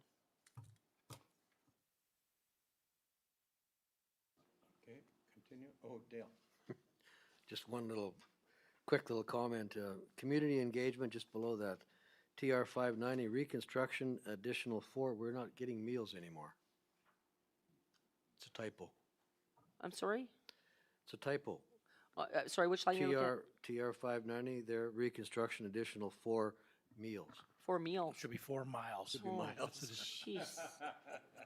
Meals, miles. Meals is honey. We'll get that corrected. We were, and I do apologize, Terry and I were really rushing to get this completed, and we don't want to do that in the future. We want to, I just think, that's another thing, I mean, not to sound like a broken record, because sometimes I do, and you can certainly tell me, we've heard this story before, but I think, again, it is so important for the municipalities' budgets to be approved prior to the year end, because right now, I'm not making excuses for anybody, but right now we are loaded up. We're doing year end and we're doing budget, so it's a lot. And no excuse, but we were trying to get that through.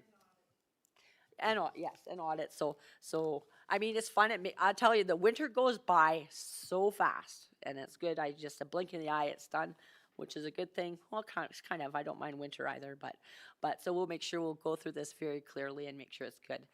And just on another note, I just want to say this is a start of a great working document. I think it'll be good once we get everything that we want to see in there. You know, I know Terry's been taking lots of notes through this process too. We'll just make this better and better and better for you. And thank you for that. And I know that even coming as prepared as you possibly can, we're popping questions right off the bat. So we understand totally. Yeah, good. Thank you. Okay, moving on.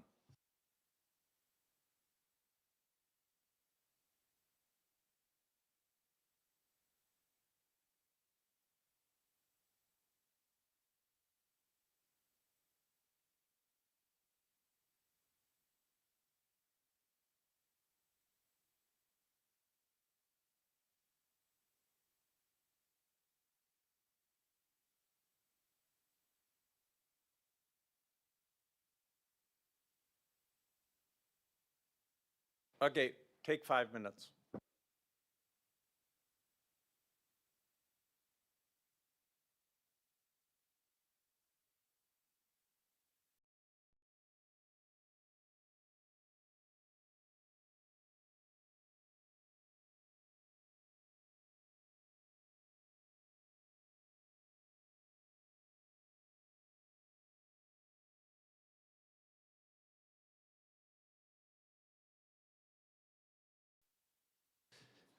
Thank you. So we move on to the next page, page 15. So this 2027 to 2030 capital financial plan is an early stage that we have identified. So it's for reference. I want to make clear that this doesn't mean the 2027 we have $30.7 million. It's just when we're working through 2026 capital budget, when the SLT identified the specific project can be late, we move on to 2027 as a placeholder. And that's why that value is super high there. But this is also a good indication to show to council that we have aging infrastructure and then end-of-life capital assets. And so I just want to, which will be part of the asset management plan, will be working with council to develop that and come up with what is the dollar value that we're looking at for the next 5 years. Okay, yeah, thank you. And maybe, I don't know, but possibly some of these numbers are ones we got to discuss later once we have everything. It may be, you know, that we can skip through that fairly quickly, because I think we're going to have way too many questions and you won't have any answers for us. So once we get that asset management plan, then we can go back to this and split it out, you know, to the divisions and whatnot. It may be a better process. Yes, yeah, 100%. Yes, absolutely. That's for sure our plan, for sure, to bring that back and have it so council can decide and plan and make it, whether that be 5 years, 10 years down the line, or removal of some of those projects entirely.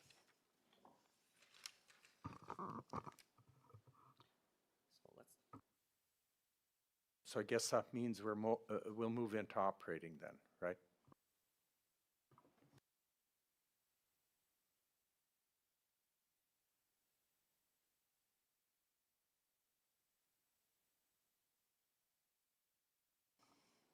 oh no, stupid updates, stupid IT updates.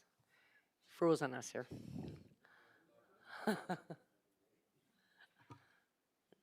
It's annoying, so. It's doing Budget's an, not frozen, it's lowered. No. it's doing an update, so. So Microsoft is doing an update, and this is my pet peeve during the day too. You're trying to work on stuff and get stuff completed, and all of a sudden, update. Trynus is trying to justify their business. But this is Microsoft. This is not Tridus. This is actually Microsoft doing this, so it's very annoying.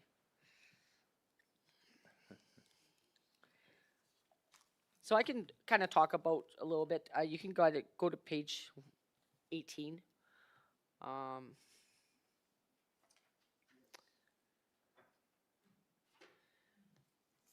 And I'll just start by talking about our 2025 surplus we're looking at. It is high. It's over $1 million, $1.1 million surplus.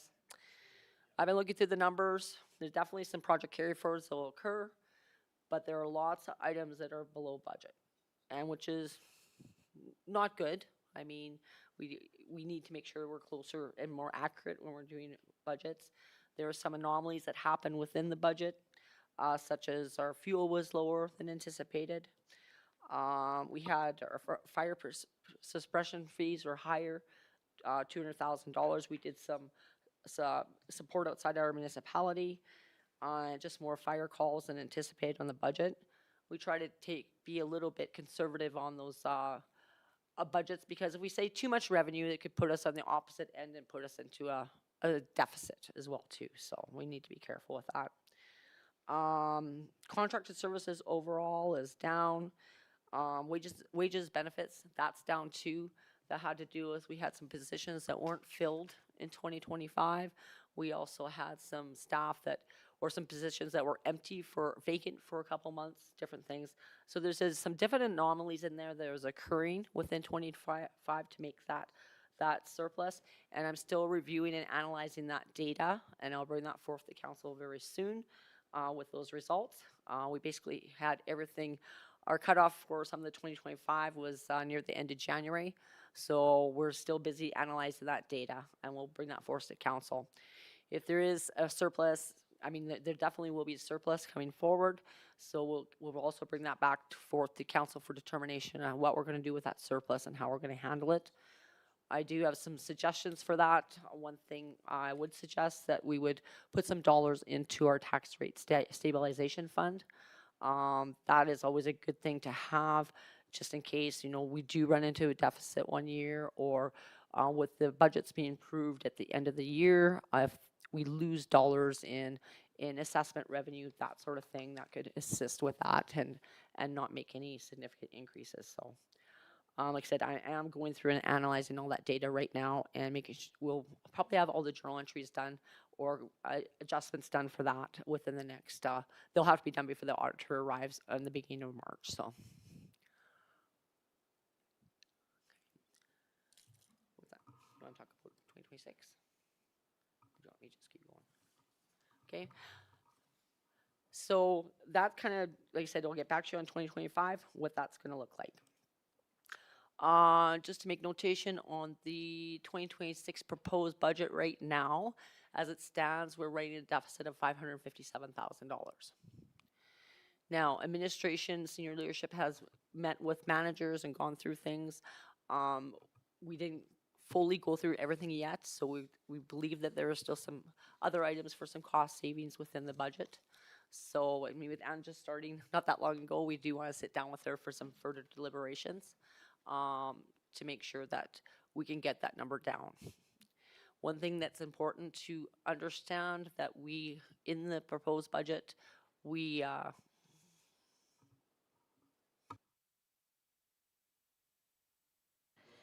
Thank you through the chair. Just with regards to economic development, I know it's important priority of council. It looks like when you talked about revisiting that, I agree with you, Carla. We do have to sit down as a leadership team, but I would like you to highlight economic development because one of the things I have to work with council on is what is their expectations. I know we want to see more economic development here, but what structure is that? But I do think we need to make sure that there's funding in the budget. I think in 2025, not a lot happened with economic development, so just make a note of that if you can, Carla, that we'll have to look at that one.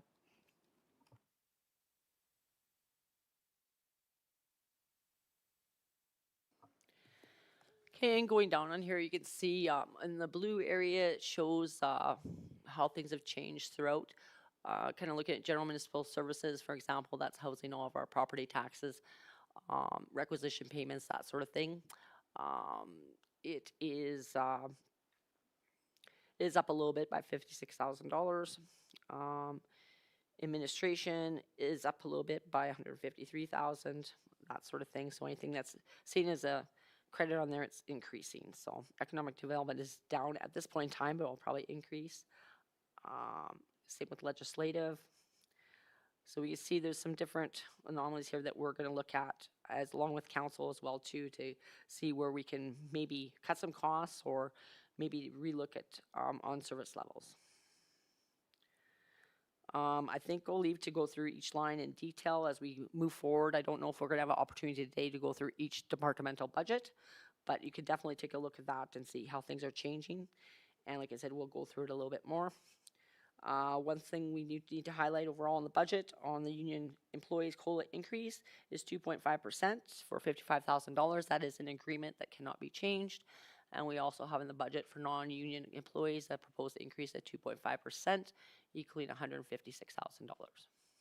So, Carly, just, and I don't think you mentioned it, but for my purposes, administration, is that just salaries and wages? The $4 million under corporate services? No, that Or- entails entails a few things, and there's one thing we need to pull out of this. So that entails they'll have administration, so office supplies, contracted services for caretaking, repairs to this office type of deal for. So where's the wages? It is within there as a Oh, whole. it's within there as well. As a whole, Okay. yeah. So everything's through. That's the And are there other wages under each department Yes. as well? yes. So we have no spot where it tells us what our total No, wages are? but we can provide that for you in the next budget report. Yeah, I yeah. think it would be an Absolutely. interesting one where we have what the wages are from year to year, you know, Yeah. a historical Yeah. thing would be a little bit helpful. Absolutely. We could print something out for you that basically shows it by category. So it'll break out your salaries, wages, it'll break out material, supplies, contracted service, that sort of thing that would. Yeah, that, I think Yeah, that we would be can, we can certainly have some different Yeah. views. Absolutely. Yeah. Definitely. Dale? And I have a question back then under assessment services. Yes, we're up 60,000 over the budget amount, but the actual amount spent was 100,000 less. Is there, I mean, we're budgeting on the previous budget and increasing based on something, but we spent 100,000 less, so would we maybe go back to that budget and increase it by 60, for example? Absolutely. That's going to be a part of our secondary review here with SLT to take a look and see where it finally landed, where everything landed in the 2025 budget. We'll look at see if there's any projects that didn't occur. Right. And we'll we'll go through all that to make sure that that is tied up, tied in. Okay, thank you.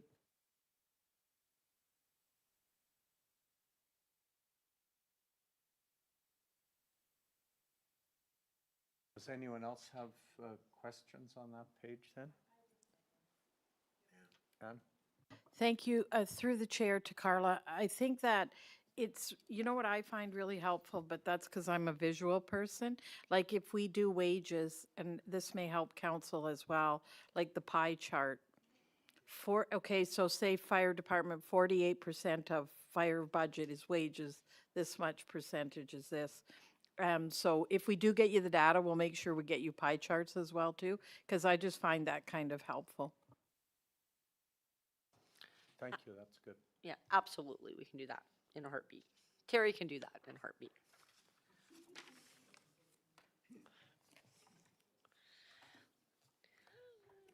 So I do want to have a bit of conversation if you want to flip to municipal services, Terry.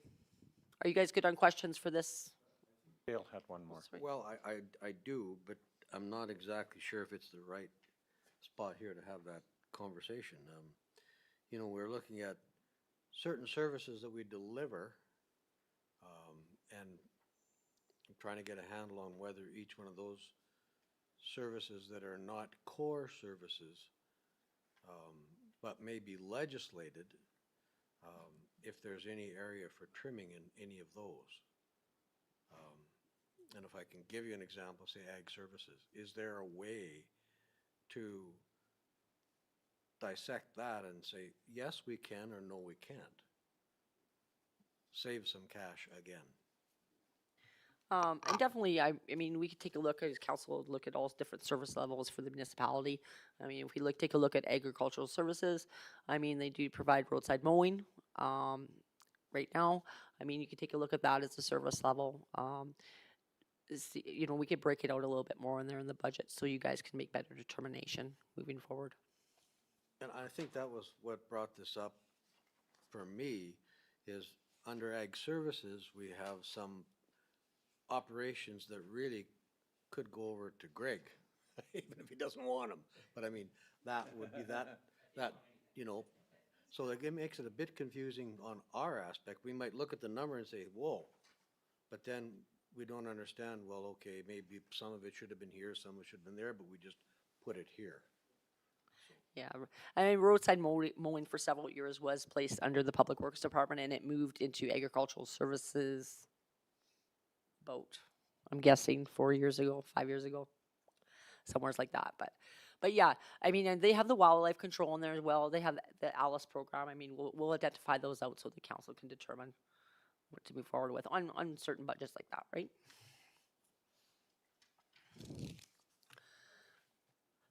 I think Dale has a good point. I mean, even when you go into the more detailed stuff, ag services doesn't really have it broke out properly. So I think he raised a very good question, a good example, and I think that's true for all of those. Yeah, and to all honesty, if I can answer that back, again, not making it because we ran out of a little bit of time to get that all the details in there, but we will have that in for you for the next budget, absolutely, hands down, because that's important for council to enable them to make those decisions. Yeah, I think, you know, the fact of what services we're going to provide in the future really do depend on us understanding what the costs are, and then we have to weigh that into the need. And it's really hard to make those decisions without it.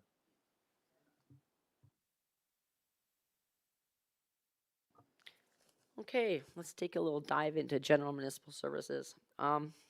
Before I start in general municipal services, on Friday, sometime on Friday, last Friday, we actually had most of this budget prepared. We did get the linear assessment dollars from the province. It actually is reducing our municipal taxes by overall tax dollars by $49,000. So what's showing in this budget right now, we are actually already less $50,000 of municipal tax revenue. So the assessment did come down. Further to that, we were hoping, we did get an announcement from the province that they were going to be taking a look at our industrial properties that were delinquent, and they were going to take that assessment out. The report that received which makes it better because A, we're not taxing them, B, we don't have to collect the school tax from them, and they were supposed to, our understanding was they were supposed to nil out some of those assessments. They did not. So we still have some of those accounts that were delinquent that we're still gonna have to tax in 2026. And that creates a bit of an issue in regards to education tax. We talked about, we've had that motion on with PERC where we can get that kickback from the province, which ended in 2025. So I think that's an important thing for council to discuss that when they go to RMA as well too. Because if that program is no longer continuing, that becomes the big onus under the municipality to fund that, so. So anyways, right now, for the purposes of this budget report, administration has held the tax rate with 0% increase or decrease. Obviously, council will determine those rates. One thing that administration is recommending is we are only allowed to 5:1 rate ratio between our highest tax rate and our lowest tax rate. Right now, we are just right under that. We're 4.9 to 1. I would like to recommend that council could take into consideration reducing the non-residential tax rate. We're too close to that ratio.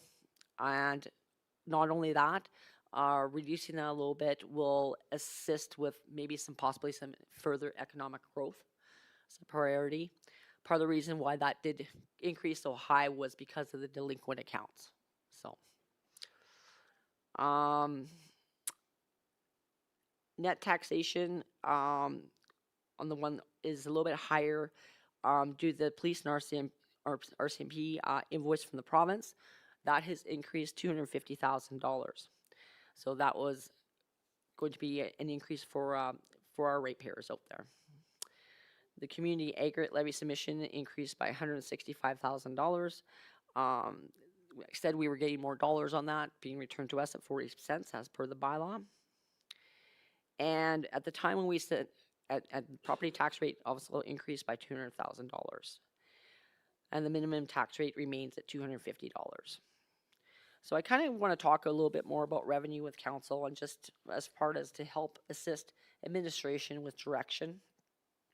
What is council's thought process in regards to tax rates? Are you wanting to hold the line in 2026 at a 0 increase? Are you wanting administration to go back and get this budget down to a spot where we don't have to increase taxes and maybe take a look at decreasing the non-residential rate? And how are you with the minimum tax rate? So kind of like to see a little direction, and it'll allow administration to really go through that budget and bring back something to council. So are you looking at any increases would you be favorable for any increases to the residential tax rate, for example, for 2026? Okay, I'll open the floor. I'm sure everyone will have a comment on this, but I do believe just a basic and that our discussion has been there cannot be a tax increase.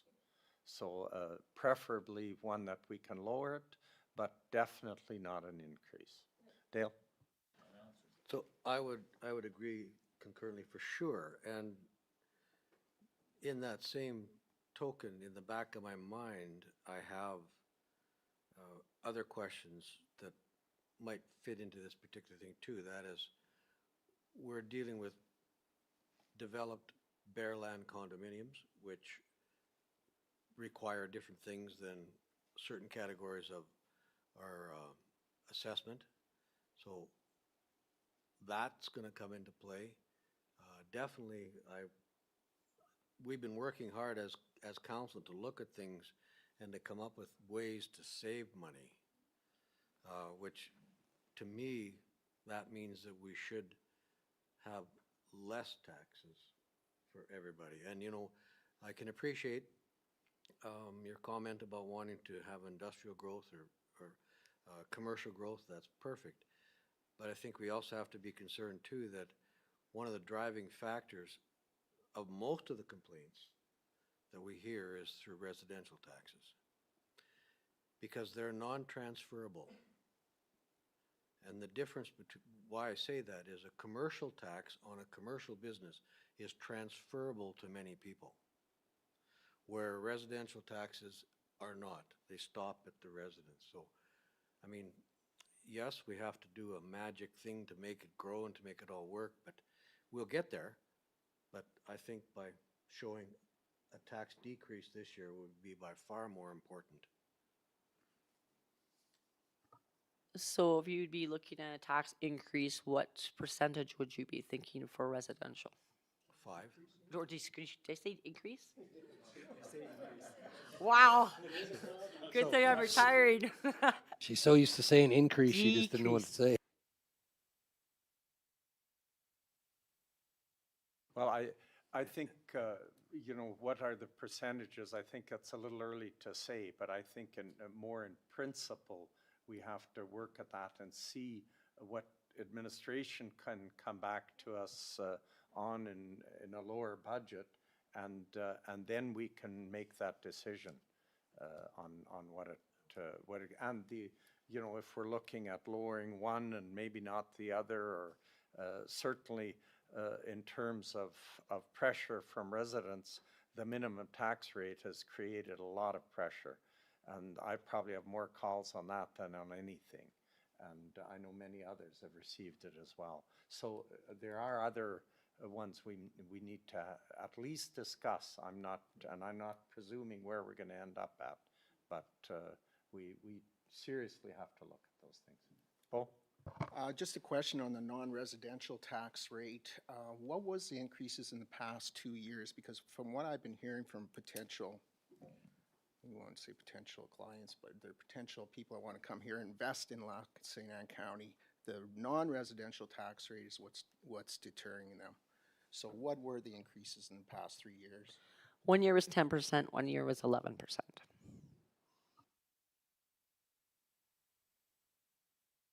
Thank you. That's pretty significant. My computer student update, I believe it was 10% in 2000, 11% in 2004, and 10% in 2025. I might have those reversed. I'll get that for sure for you. I'd show you, but. So.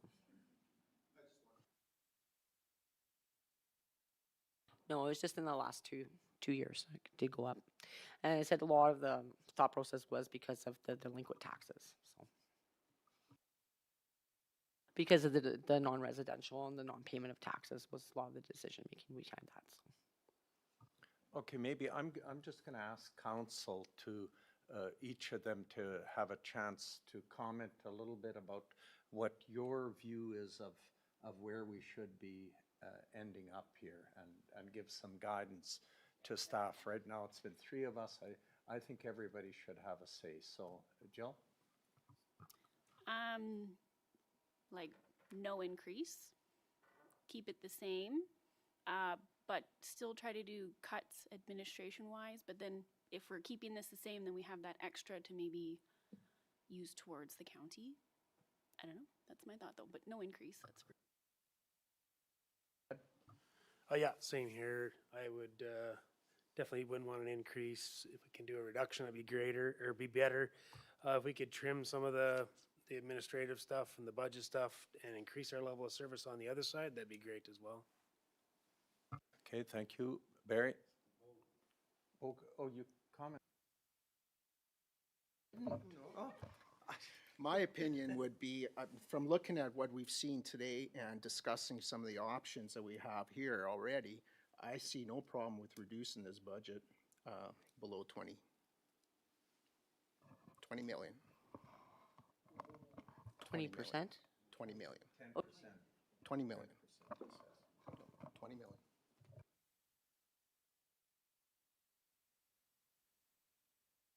No, You're bringing it down below. 2 million. Yes. Yeah, 2.5, yeah, right. So 6. 10%. Yeah. Okay, thank you. 20 million maximum budget. Yeah. Barry? I agree. I don't want to see increase. I'd like to see a 2% drop. I think just enough that we found just with our collaborative heads that we can easily shave that off the budget and still provide a good level of services.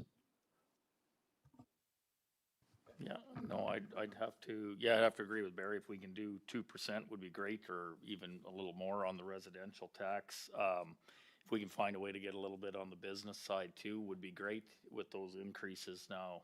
Kind of makes it clear why business is lacking around here. I think if there's ways to trim that would be excellent, but I agree with Dale too on that, that's non-transferable, so for the residents, so I think we gotta start there and then work our way towards the business tax. Okay, thank you. That's helpful. Anyone else want to add after you've heard everyone? Dale? My only comment would be the fact that we are trimming the dollars, but then if the assessment has gone up, as we've saw before, it might make changes as well. So there needs explanation on that would be great. We're kind of anticipating not a lot of change coming into 2026 for growth inflation. There are some things now, our assessor is still finalizing these numbers. But at first look, some things are down, some things are up. Okay, so we should come, it might be a little higher or a little lower, so. That's reassuring. Thank you. Thank you. I think I would say one thing, that it's always never a good idea to reduce taxes in a normal situation. But I think council has given us some good context today and some good direction. And we appreciate that, because clearly you're in alignment that we would like to see some savings. So it gives us something good to go back and start with. And I think we've got enough direction for that, Carla. Do you believe that? Yep. And thank you, because it's always helpful for us to have clarity. So we appreciate it. And it's been a good day, but we need more. We have to go back to the drawing board. Good. Thank you for that. And yeah, let's continue on then.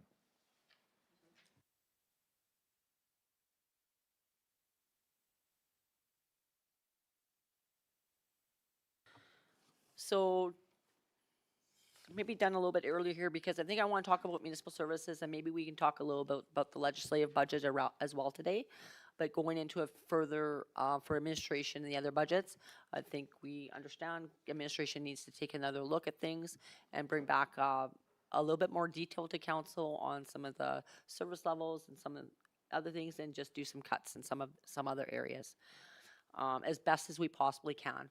I mean, it'll be based on, we'll try to get that rate down as best we can, but there are some things we may not be able to, and then we'll bring that back to council for deliberation at that point in time. So I'm just going to go through some of the expenses on the municipal services side. Of course, discuss the 2026 police RCMP invoice. For most cases, increased 37% from 2025 to 2026. That will impact taxes as well too. And again, keep in mind on some of these things, council can't change that. We need to collect those type of dollars. Lac Stan Foundation has only increased about $10,000. Education, right now we're holding in line with what was requisitioned last year. We don't have the numbers for the education requisition at this point in time. We don't typically get that until March. I did hear rumblings last year it is supposed to increase. So I'm not sure where that's going to be at, but there is rumblings of that. Of course, our community aggregate levy transfer to the Community Enhancement Fund increased about $165,000. We increased that. That's a match up with the revenue. So that's basically in and out entry. And our uncollectible tax allowance is $1.1 million. We were hoping to decrease that a little bit, depending on if they weren't going to assess some of those roles, but it looks like accounts, but it looks like they are going to assess it. So we need to be very safe with that, ensure that we have the dollars to put that in for the uncollectible accounts and revenue. We still have left in, although it was prior direction to do a percentage of the tax increase. We are still hoping council is still favorable to try and put in dollars into our asset revitalization reserve. However, this could be something that you could determine as council, say, you know, we want to decrease the tax rate by X amount of dollars. Maybe for 2026, we don't put into this reserve. That's an option that council has. We have credit card charges. I just know that it was actually up from budget in 2025. Now we have, this was something kind of, we entered into e-commerce to allow people to make payments for credit cards online. That surcharge, there's a loading fee or a charge of 3%. We did taxes and utilities is borne by the people that pay it, that cost. Everything else, county is borne that cost. I think I mentioned in a previous meeting that I would like to bring this back to council to determine, are we gonna start putting that all costs back to whoever's paying by credit card or online, or there's still some aspects of that we would like to keep under us? An example would be maybe somebody from home support paying home support payments, maybe council might determine that we'll bear that cost on that payment. Whereas tax certificates, that could be the cost of the lawyer paying that load fee, so. And just contributions, down $10,000. We contribute dollars to STARS, which is a very favorable thing, of $22,000, and watersheds, $11,000. Roadside cleanups are in here, and there's some other entities we contribute to, like we contribute to Legions, different things like that, so. Questions on that, anyone? Just on the credit card things that, we're charging everybody right now that pays by credit card, or not? No. Only people, if you pay property taxes or utilities, like if I pay my property taxes by credit card, Yeah. the 3% I have to pay, Yeah, okay? If I was to order a cemetery plot, then the county's paying that 3%, Oh. okay? It was something new. It was something new that came in, and at the time that was, let's see how it works, let's see what's happening. And then it was always the intention to bring that back to council for further deliberation. One thing that is paid a lot for by credit card, of course, is things like development permits, building permits, that sort of thing. So I think that's one thing that's really increasing that. And that cost is being paid by the county right now on that service fee. yeah, I would think. We're bringing that back. I so. would think anyone using credit card, it shouldn't be costing us money. Yeah. You know, that's certainly my opinion. And Thank you. Through the chair to Carla, do we have a fees and charges bylaw that we update yearly? Yes, we do. We're in the process of trying to get that updated right now, so. okay, yeah, that'd be great because, it just makes sense if somebody, like if I pay by credit card, I get my 1.5%, and I don't pay any more for it. So a lot of companies now are charging that, and I think it just plain makes sense. Absolutely, and like I said, it was always the intention to bring it back to council for further determination. Any other questions on that page? No? Okay, move on.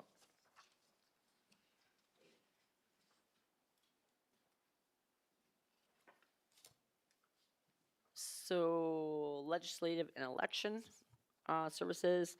Now, this is something that maybe we can talk about this before, maybe make this our last thing to discuss on the budget today. On how, do you want us to propose or show your full budget for the budget presentation? Like every detail of the budget for you guys, for your legislative budget? Just a question. Like right now, we're showing the high level revenue expense. If you want us to break that down, we certainly can.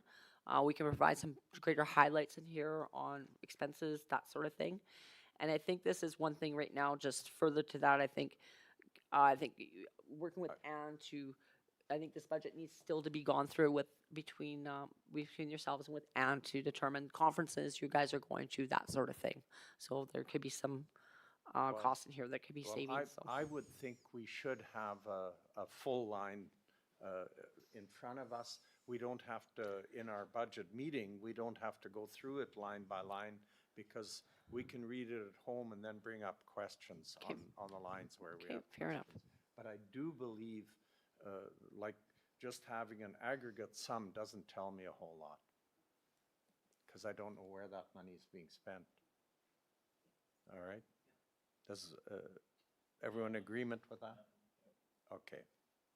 Yeah, and there's some things like on some of our budgets there, like, we can't really show, like, the public because of the salaries, right? Because some of the budgets are just strictly for some individuals, so that's why we Oh, don't. no, break it- yeah, so- yeah, fair enough.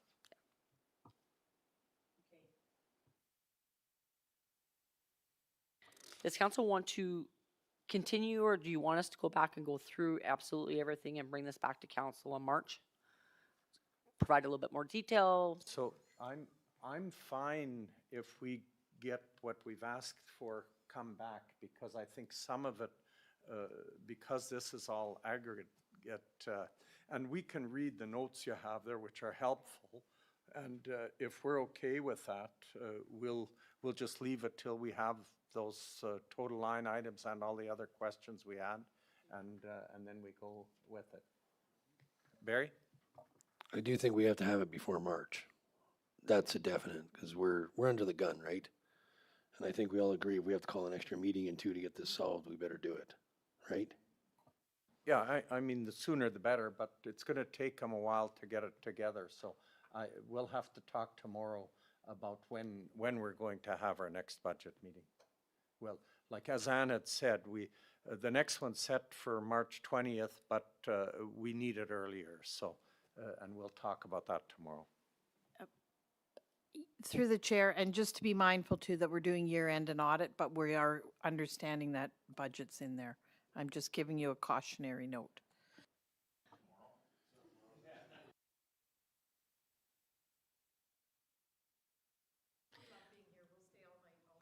Yeah, we do. Terry and I just, we put a few hours in here, which is fine. Yeah. Go team. 5 a.m. We met here at 5 a.m. every day. But definitely, I will let council know that the first week in March, our auditors are here, so we definitely won't be able to have anything there. And we're doing prep the week before, but that doesn't mean that we couldn't get something put together and Okay, well, that sounds good, so we'll let you leave early and get right, I know. So if there aren't any more questions, I guess that is sort of the end of our budget meeting today. First day, well, of today's meeting. Anyone have anything further, and is that, we can close? I just want to say thanks to everybody. I know this was a long day, but I thought it was really productive and good start, and we'll get moving on. Thank you. Yeah, I'll add to that. I really, from council's point of view, this has really been good. We apologize for all the questions, but actually we don't. We do want to do a thorough and proper job of it, and we appreciate all the work you're doing on it, and I know you'll continue doing it. So thank you, and we look forward to more of these lovely days. Thank you. And with that, I'll adjourn the meeting.